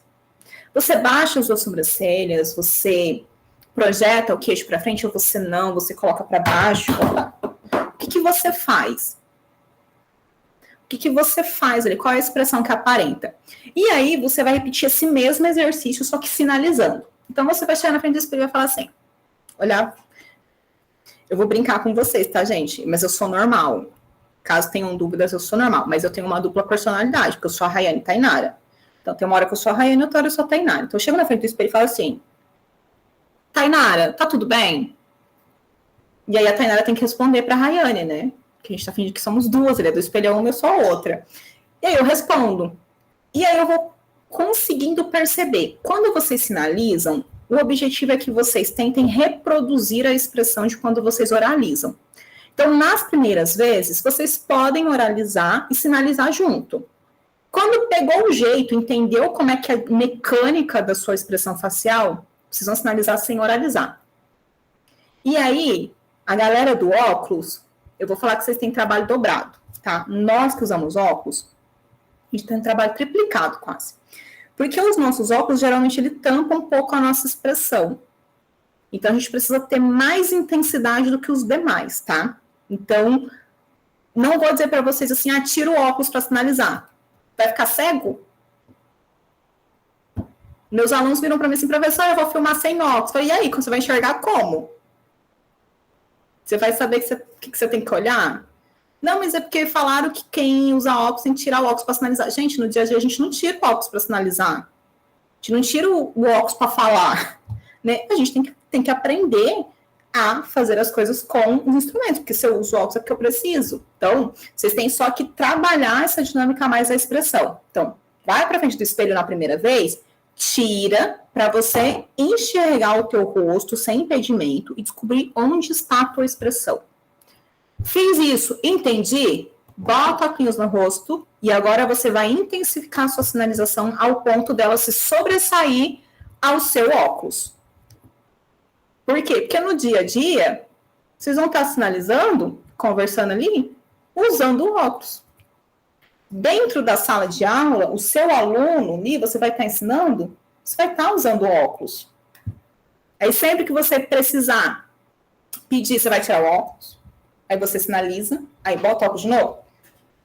Haja braço para ficar fazendo isso, né, gente? Então, só reforcem mesmo a questão da sinalização. Então, oi, olá, tudo bem. Sinais tranquilos. A gente tem os cumprimentos, né? Oi, tudo bem? Olá. Opa. A gente vem para os cumprimentos. Peguei os mais básicos possíveis, tá, gente? Mas que são essenciais para vocês. A Val já fez ali para a gente bom dia. Então, bom dia é a coxinha de novo, né? A gente pega a coxinha, faz bom dia. Se eu quero falar boa tarde, é a minha coxinha. Eu vou virar de ladinho, ó. A mão desce. Professora, eu preciso fazer com esse braço de apoio aqui, eu dou conta de fazer 100. Pode fazer 100, tá, gente? Se vocês conseguirem. Mas, ó, vou chegar mais para trás um pouquinho para tentar mostrar para vocês uma coisa. Nós, ouvintes, a gente não tem muito essa percepção de espaço. Então, muitas vezes a gente vai fazer boa tarde, a gente faz isso aqui, vou virar de lado. A mão cai lá no chão, quase. E não precisa, ela só tem que vir aqui, ó. Como se ela estivesse esticada, tá? Então, boa tarde. Aí a mão de apoio, ela ajuda a gente só para limitar mesmo até onde que a gente vai descer. Boa noite. Vou te aumentar aqui de novo. Isso, Val. Boa noite. Uma informação importante. Significa que não tem outros sinais para essas palavras? Não. Tem. Vários. Mas, isso, Val. Boa noite também ali, ó. Posso fazer boa noite. Mas, eu sei que a maioria aqui nunca teve contato com Libras. E aí, pensando, né, que essa organização aqui do curso, ela é muito rápida, eu coloquei um limite de sinais para ser mais fácil para vocês, tá? Então, esses aqui são os mais comuns. Boa noite. Esse bom dia é o mais comum. Tem 5 bom dia, tá, gente? Tem 5 bom dia. Mas esse aqui é o mais comum. Então, pegou esse, tá tudo certo, resolveu todo o problema de falar bom dia, de falar dia também. A primeira frase de vocês, essa é a primeira frasezinha de vocês. Na verdade, vocês já estão aprendendo aqui, vocês já estão construindo uma apresentação. Não sei se vocês perceberam. Já estamos construindo uma apresentação aqui. Começando com um cumprimento. Oi. Né? Oi. Tudo bem? Já falamos 2 cores. Boa noite. Já que a gente está aqui à noite, então boa noite. E aí vem para o meu nome, que a Val já estava fazendo ali. Faz seu nome pra gente, Val.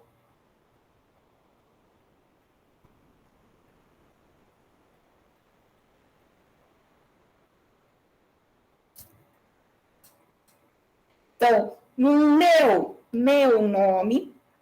Vocês perceberam que eu limitei o pronome possessivo de vocês apenas para o meu? Tem mais. São 6. Mas eu limitei apenas para o meu.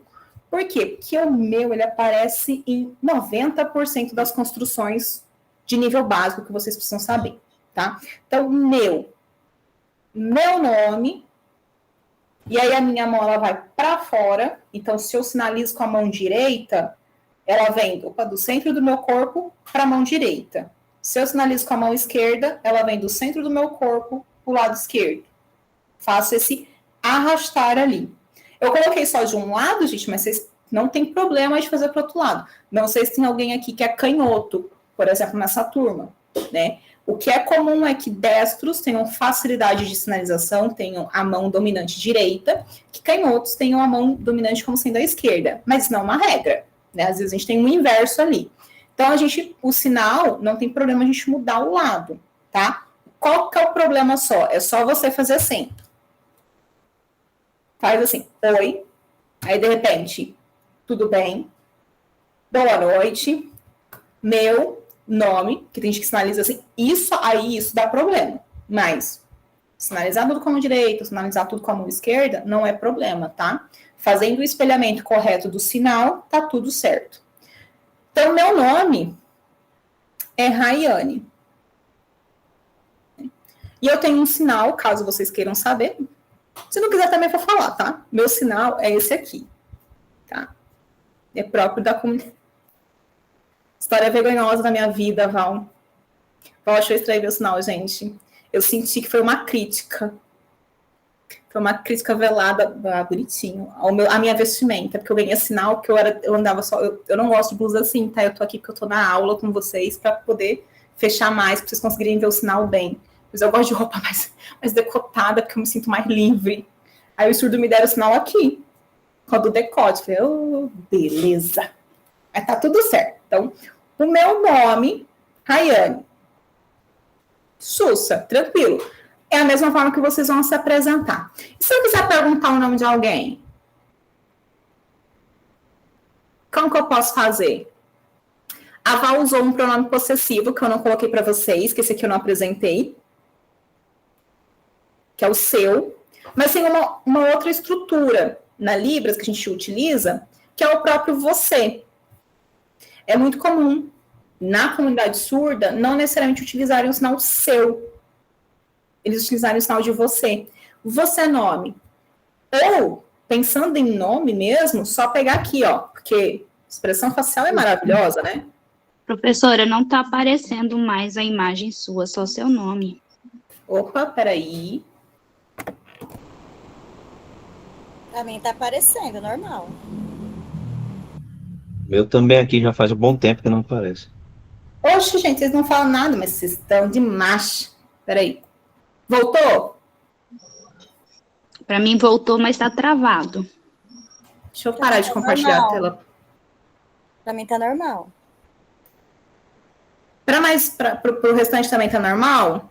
Val, tá normal pra ti? Eu não sei. Pode ser a internet de vocês, mas deixa eu... Mas vamos tentar seguir aqui. Vamos ver, vai dar tudo certo. Professora, talvez seja porque você está com 2 contas abertas, não? Talvez Não, elas...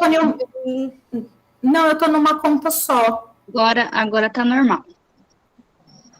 Será que é porque tá sobrecarregando vocês com imagem? Peraí, vou parar de compartilhar a tela para ver se... Porque está fixado a apresentação. Não, eu tô usando 2 telas, mas eu tô numa cônica única. Tá. Eu vou ter que olhar agora pro lado, porque eu me perdi. Ah, tá. Então, a Val utilizou esse, né? E eu falei para vocês que pode ser o você mesmo. Apontar aqui, você, nome. Mas tem um outro recurso que a comunidade usa muito, porque a expressão facial, ela tem muito mais peso do que um sinal, muitas vezes. Então, eles, em vez de fazer você ou seu, ele já faz direto aqui, ó.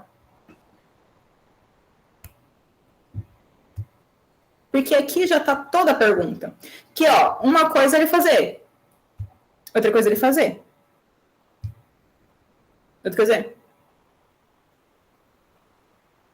A expressão ela já conta uma informação pra gente, tá? Então, muitas vezes eles nem colocam o pronome aqui. Deixa eu passar pro lado aqui para eu ver qual que é o outro. Tá, então, na mesma pegada do pronome, falei que tem o pronome meu nome, né? Para construir a maioria das frases, vamos utilizar o meu e o nome. Mas tem os pronomes pessoais, primeira, segunda e terceira pessoa do singular, que vocês vão utilizar bastante, que é com o dedinho em um, tocou no tronco, é eu.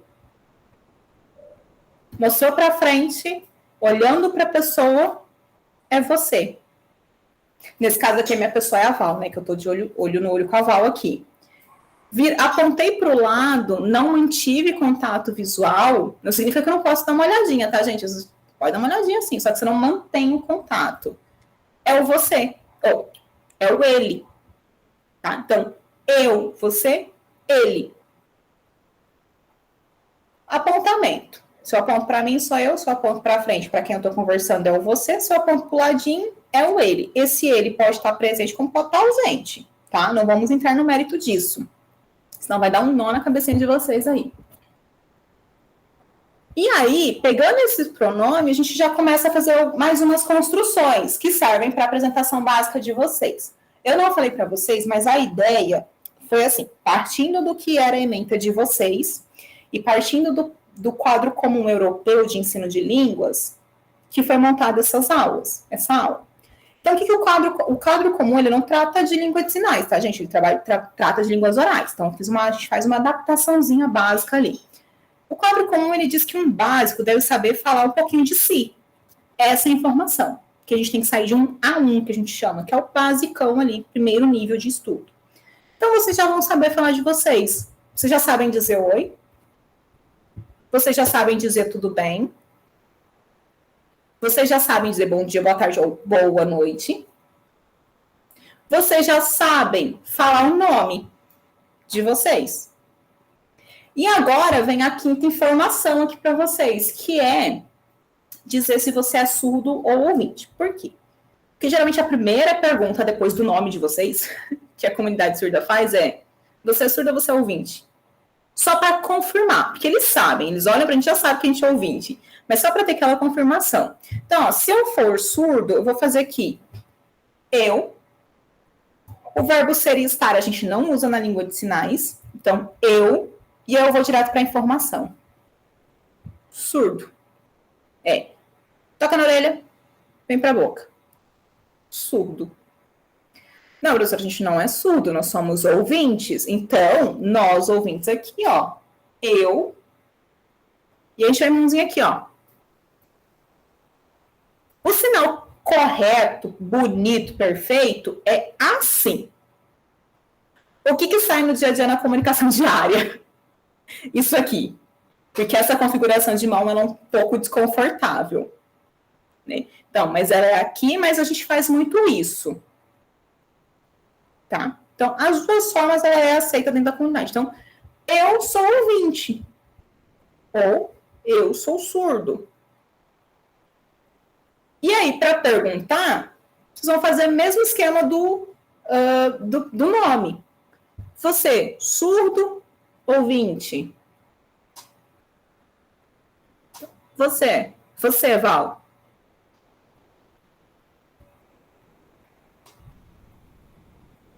Legal. Isso aqui é legal, tá, gente? Legal. Muito bom. Então, já sabemos fazer mais uma informação sobre nós. E aí, na mesma pegada, tem mais uma informação que a gente vai falar sobre a gente aqui ainda. Opa, volta aqui.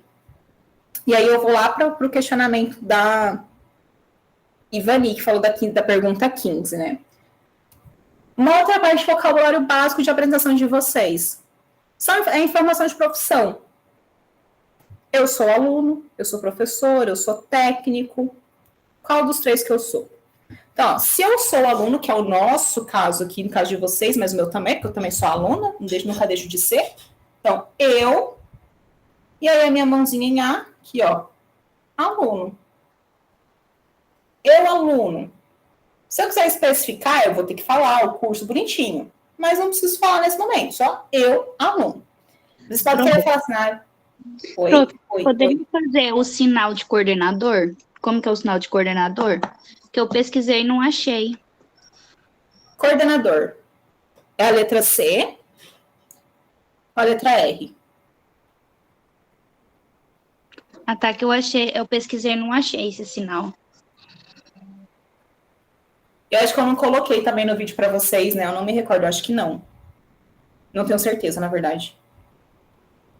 É que tem tanto sinal, a gente foi tanto sinal para colocar no material para vocês que eu não me lembro agora, todos que estão lá. Mas tem um vídeo de profissionais da escola, se lá não tiver, mas é esse, qualquer coisa. CR. Você conhece esse, Val, para coordenador? Sim, é que a gente usa esse, coordenador. De onde que tu é? Barra do Garças. Ah, legal, barra, variação linguística. Em C mesmo, né? Uhum. Interessante, né? Porque, na verdade, é uma adaptação do sinal de organizar para coordenador, porque o coordenador organiza a bagunça que a gente apronta na escola, né? Enquanto professor, o vucu-vucu que vira. Legal, vou até anotar esse, porque eu não conhecia. que no questionário no questionário 2, no exercício 2, na minha atividade 9, na letra L, eu achei que era coordenador. Daí por isso que eu tô perguntando. Ah, deixa eu aproveitar. Quando vocês forem pedir para tirar dúvida do questionário, gente, eu vou pedir para vocês tirarem print da tela e mandar para os tutores, sabe? Porque os questionários estão com... Como que é, gente? Ordem aleatória. Então, nem sempre... Não é a mesma. Isso, então nem sempre a ordem, o 9 que aparece para você aparece para mim. O Evilásio até tinha comentado dessa dúvida sua, e aí eu fui olhar e não consegui identificar porque tá diferente, tá? Então, na letra L, eu vou até olhar, porque eu não lembro agora. Letra L, que eu já sei qual que é a atividade. Tá. Então, eu sou aluno, ou aí o coordenador, né? Vocês podem também falar eu, coordenador, se alguém que já trabalha na escola é coordenador, ou aqui em Barra, aqui não, lá em Barra, né? Coordenador aqui em letra C, que a Val apresenta pra gente aqui. Eu sou professor, ou serei professor, né? Quem aqui não for professor vai ser professor, mas já toma para si, apropriem da profissão. Eu, professor. Eu, professor. É a letra P. Eu, professor. E aí, só vou dizer para vocês que vocês não podem encontrar algumas pessoas fazendo sinal assim no braço e achar que é professor. Não deixa de ser um professor, mas é específico, tá? De pedagogo. É um sinal específico para profissional pedagogo. Tá? O professor mesmo, sinal de professor mesmo, é aqui na frente, tá? Então, se vocês verem alguém que colocou, mas é pedagogo, é professor. Sim, é professor, mas é que tem um sinal específico para a formação dele. Da mesma forma que tem um sinal específico para a área de vocês, né? Vocês que estão aqui na matemática, o sinal de vocês, qual que é o sinal de vocês? Vocês já viram? Para matemática? Tem esse aqui, que eu acho que vocês usam mais aí, né, Val? E o nosso aqui, a gente usa mais esse. Aqui em Cuiabá, a gente usa mais esse aqui. É porque aqui, como é divisa com Goiás, a gente usa muito sinais de Goiás. Aqui nós estamos em divisa. Então, a gente pega muito sinal lá do CAS de Goiás. A gente usa muito sinal de Goiás ainda. Porque aqui é bem a divisa da cidade, do estado. Cidades de fronteira, as cidades de fronteira são as que mais têm variação, tá, gente? Então, quem tiver em cidade de fronteira, ou mudar para uma cidade de fronteira, precisam ter muita dificuldade, assim. O pessoal que vem de Mato Grosso do Sul também tem essa dificuldade com a gente aqui, porque tem sinais que é completamente diferente. Tem uns que são pouca coisa, né? A gente consegue associar matemática com aqui, né? Matemática. E aí, aqui, matemática, mas né, a gente prioriza esse sinal aqui em matemática. Então, que é o sinal de vocês, né? Da área de cada um de vocês aqui agora, matemática. E o técnico, né? Algumas pessoas trabalham já na área educacional, mas é nível técnico. O sinal de técnico tem 2 sinais, tá? Tem esse aqui. Tem esse aqui. E tem esse aqui. Esse movimento mesmo assim de rotação aqui, só que aqui no braço. Só que o mais comum é esse, tá? Esse aqui a gente utiliza mais para a área... de falar assim, de área técnica, né? Tecnologia, nesse caso, assim, a gente usa mais esse. Aqui para a área educacional, vocês vão utilizar mais esse técnico aqui, que é 2 toquinhos no peito. Então, eu técnico. Já aprenderam algumas informações. Vocês viram que já teve um monte de informação na mesma unidade? Não foi muito pesado, foi? Esse monte de informação num lugar só? Vocês acharam muito ruim?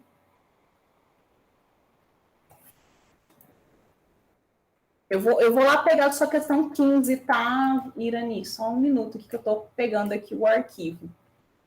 Pra gente ver junto.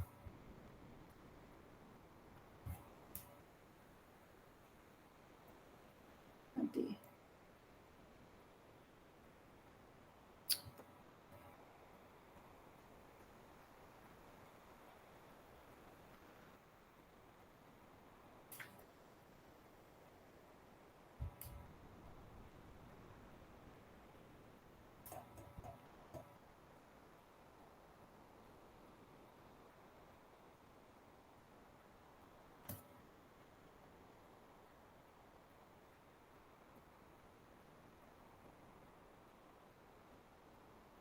Gente, está aparecendo. Ah, agora começou a carregar a tela aqui.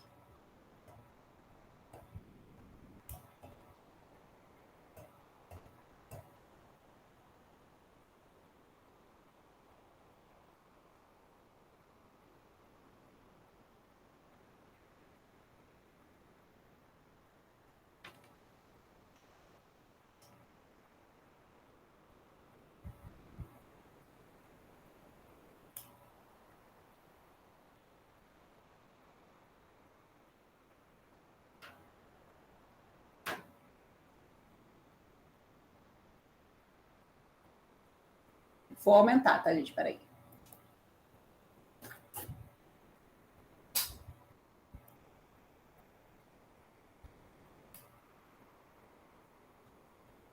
Como o vídeo está travando mesmo, eu vou usar as imagens, que eu acho que vai ficar mais fácil para a gente. Essa é a 15, é essa mesmo que você estava falando, né, Irani? Ivanir, desculpa, Ivanir. Ela tem um vídeo também. Não, então, tem o vídeo, mas é que como o vídeo tá travando muito, acho melhor ir pela imagem. Mas essa imagem tá na 15? Na imagem, acho que tá só o vídeo, se eu não me engano. Ó, Tipo assim, você entra na atividade 2, acho que só tá o vídeo, eu não tenho mais certeza. Ó, do 14. Então...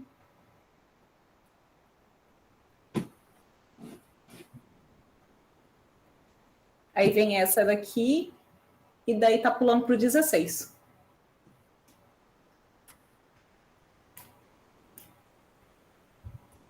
O 15 é um vídeo. Aí ele tá lá, tem os gestos, e aí você tem que responder. Mas é do fascículo ou é do questionário? Porque no Prof. fascículo não tá nem aparecendo a questão 15. O meu é o que eu estava com dúvida, que acho que é o mesmo da Ivanir, é na questão 5, eu mandei para o Evilásio, porque tem lá, traduz as frases, acho que é essa. E daí no texto, no vídeo, tem uma fala, e para você traduzir lá, é outras coisas, não é o que bom, que eu entendi que não é a mesma fala, dá para a gente traduzir a frase embaixo. Acho que é essa dúvida da... Não, me situem aqui. É o questionário ou é o fascículo? O meu é o questionário. Tá. Então eu vou pegar o vídeo aqui. É porque o questionário tem uma coisa, o fascículo tá outra ordem, né? Então, deixa eu caçar. Questionário 2, que é a sua dúvida, né, Marisa?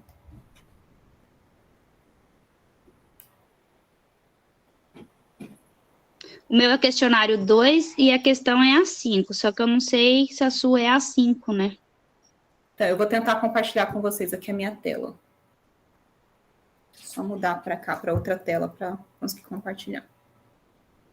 Que a gente passa todas as questões, você me confirma qual que é.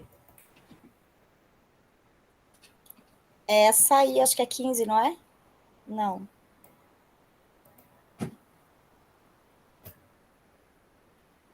Essa daí é do cachorro que sumiu, essa aí tá certa. É, do cachorro que sumiu. Aí a próxima. Que esse aqui eu pedi para eles consertarem, até agora não fizeram. Que tá faltando uma imagem, esqueceram de anexar a minha imagem. Foi essa daí também que eu tava com dúvida, que eu pedi pro Evilásio. Eu tô mais esqueci o nome dele. Foi o Evilásio me passou sua dúvida. Deixa eu pegar aqui, eu vou... É que ele não carrega nunca, né? Tá muito ruim aqui, Não, gente. também não é essa daí, não. Essa daí tá para traduzir, é para escrever as frases, é transcrever as frases. É outra.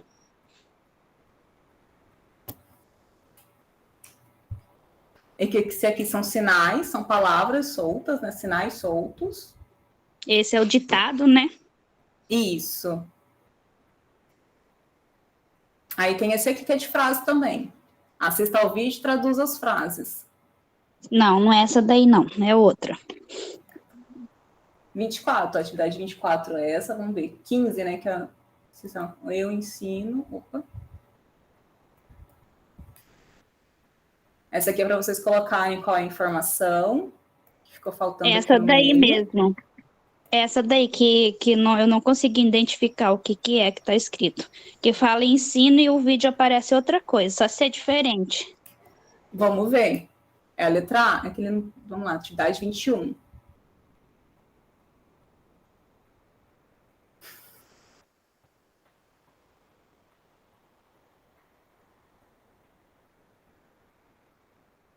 Nossa, deixa eu pegar o gabarito aqui que tá mais fácil. 21.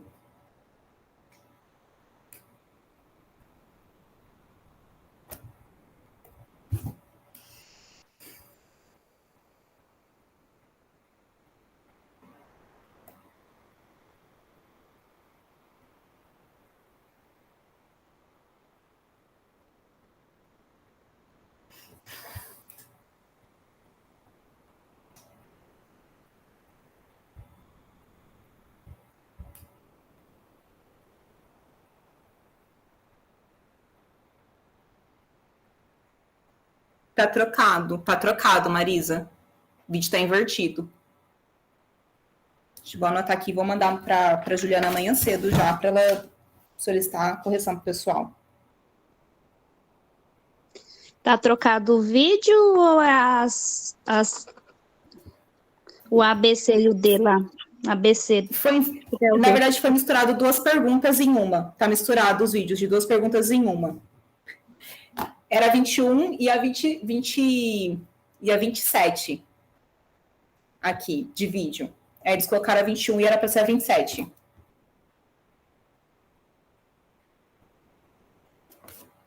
Gente, isso é normal quando a gente trabalha com vídeo, tá? Por mais que o pessoal olha, a gente tenta arrumar, mas sempre passa alguma coisa. E a outra, eu já tirei print da tela aqui também, tá?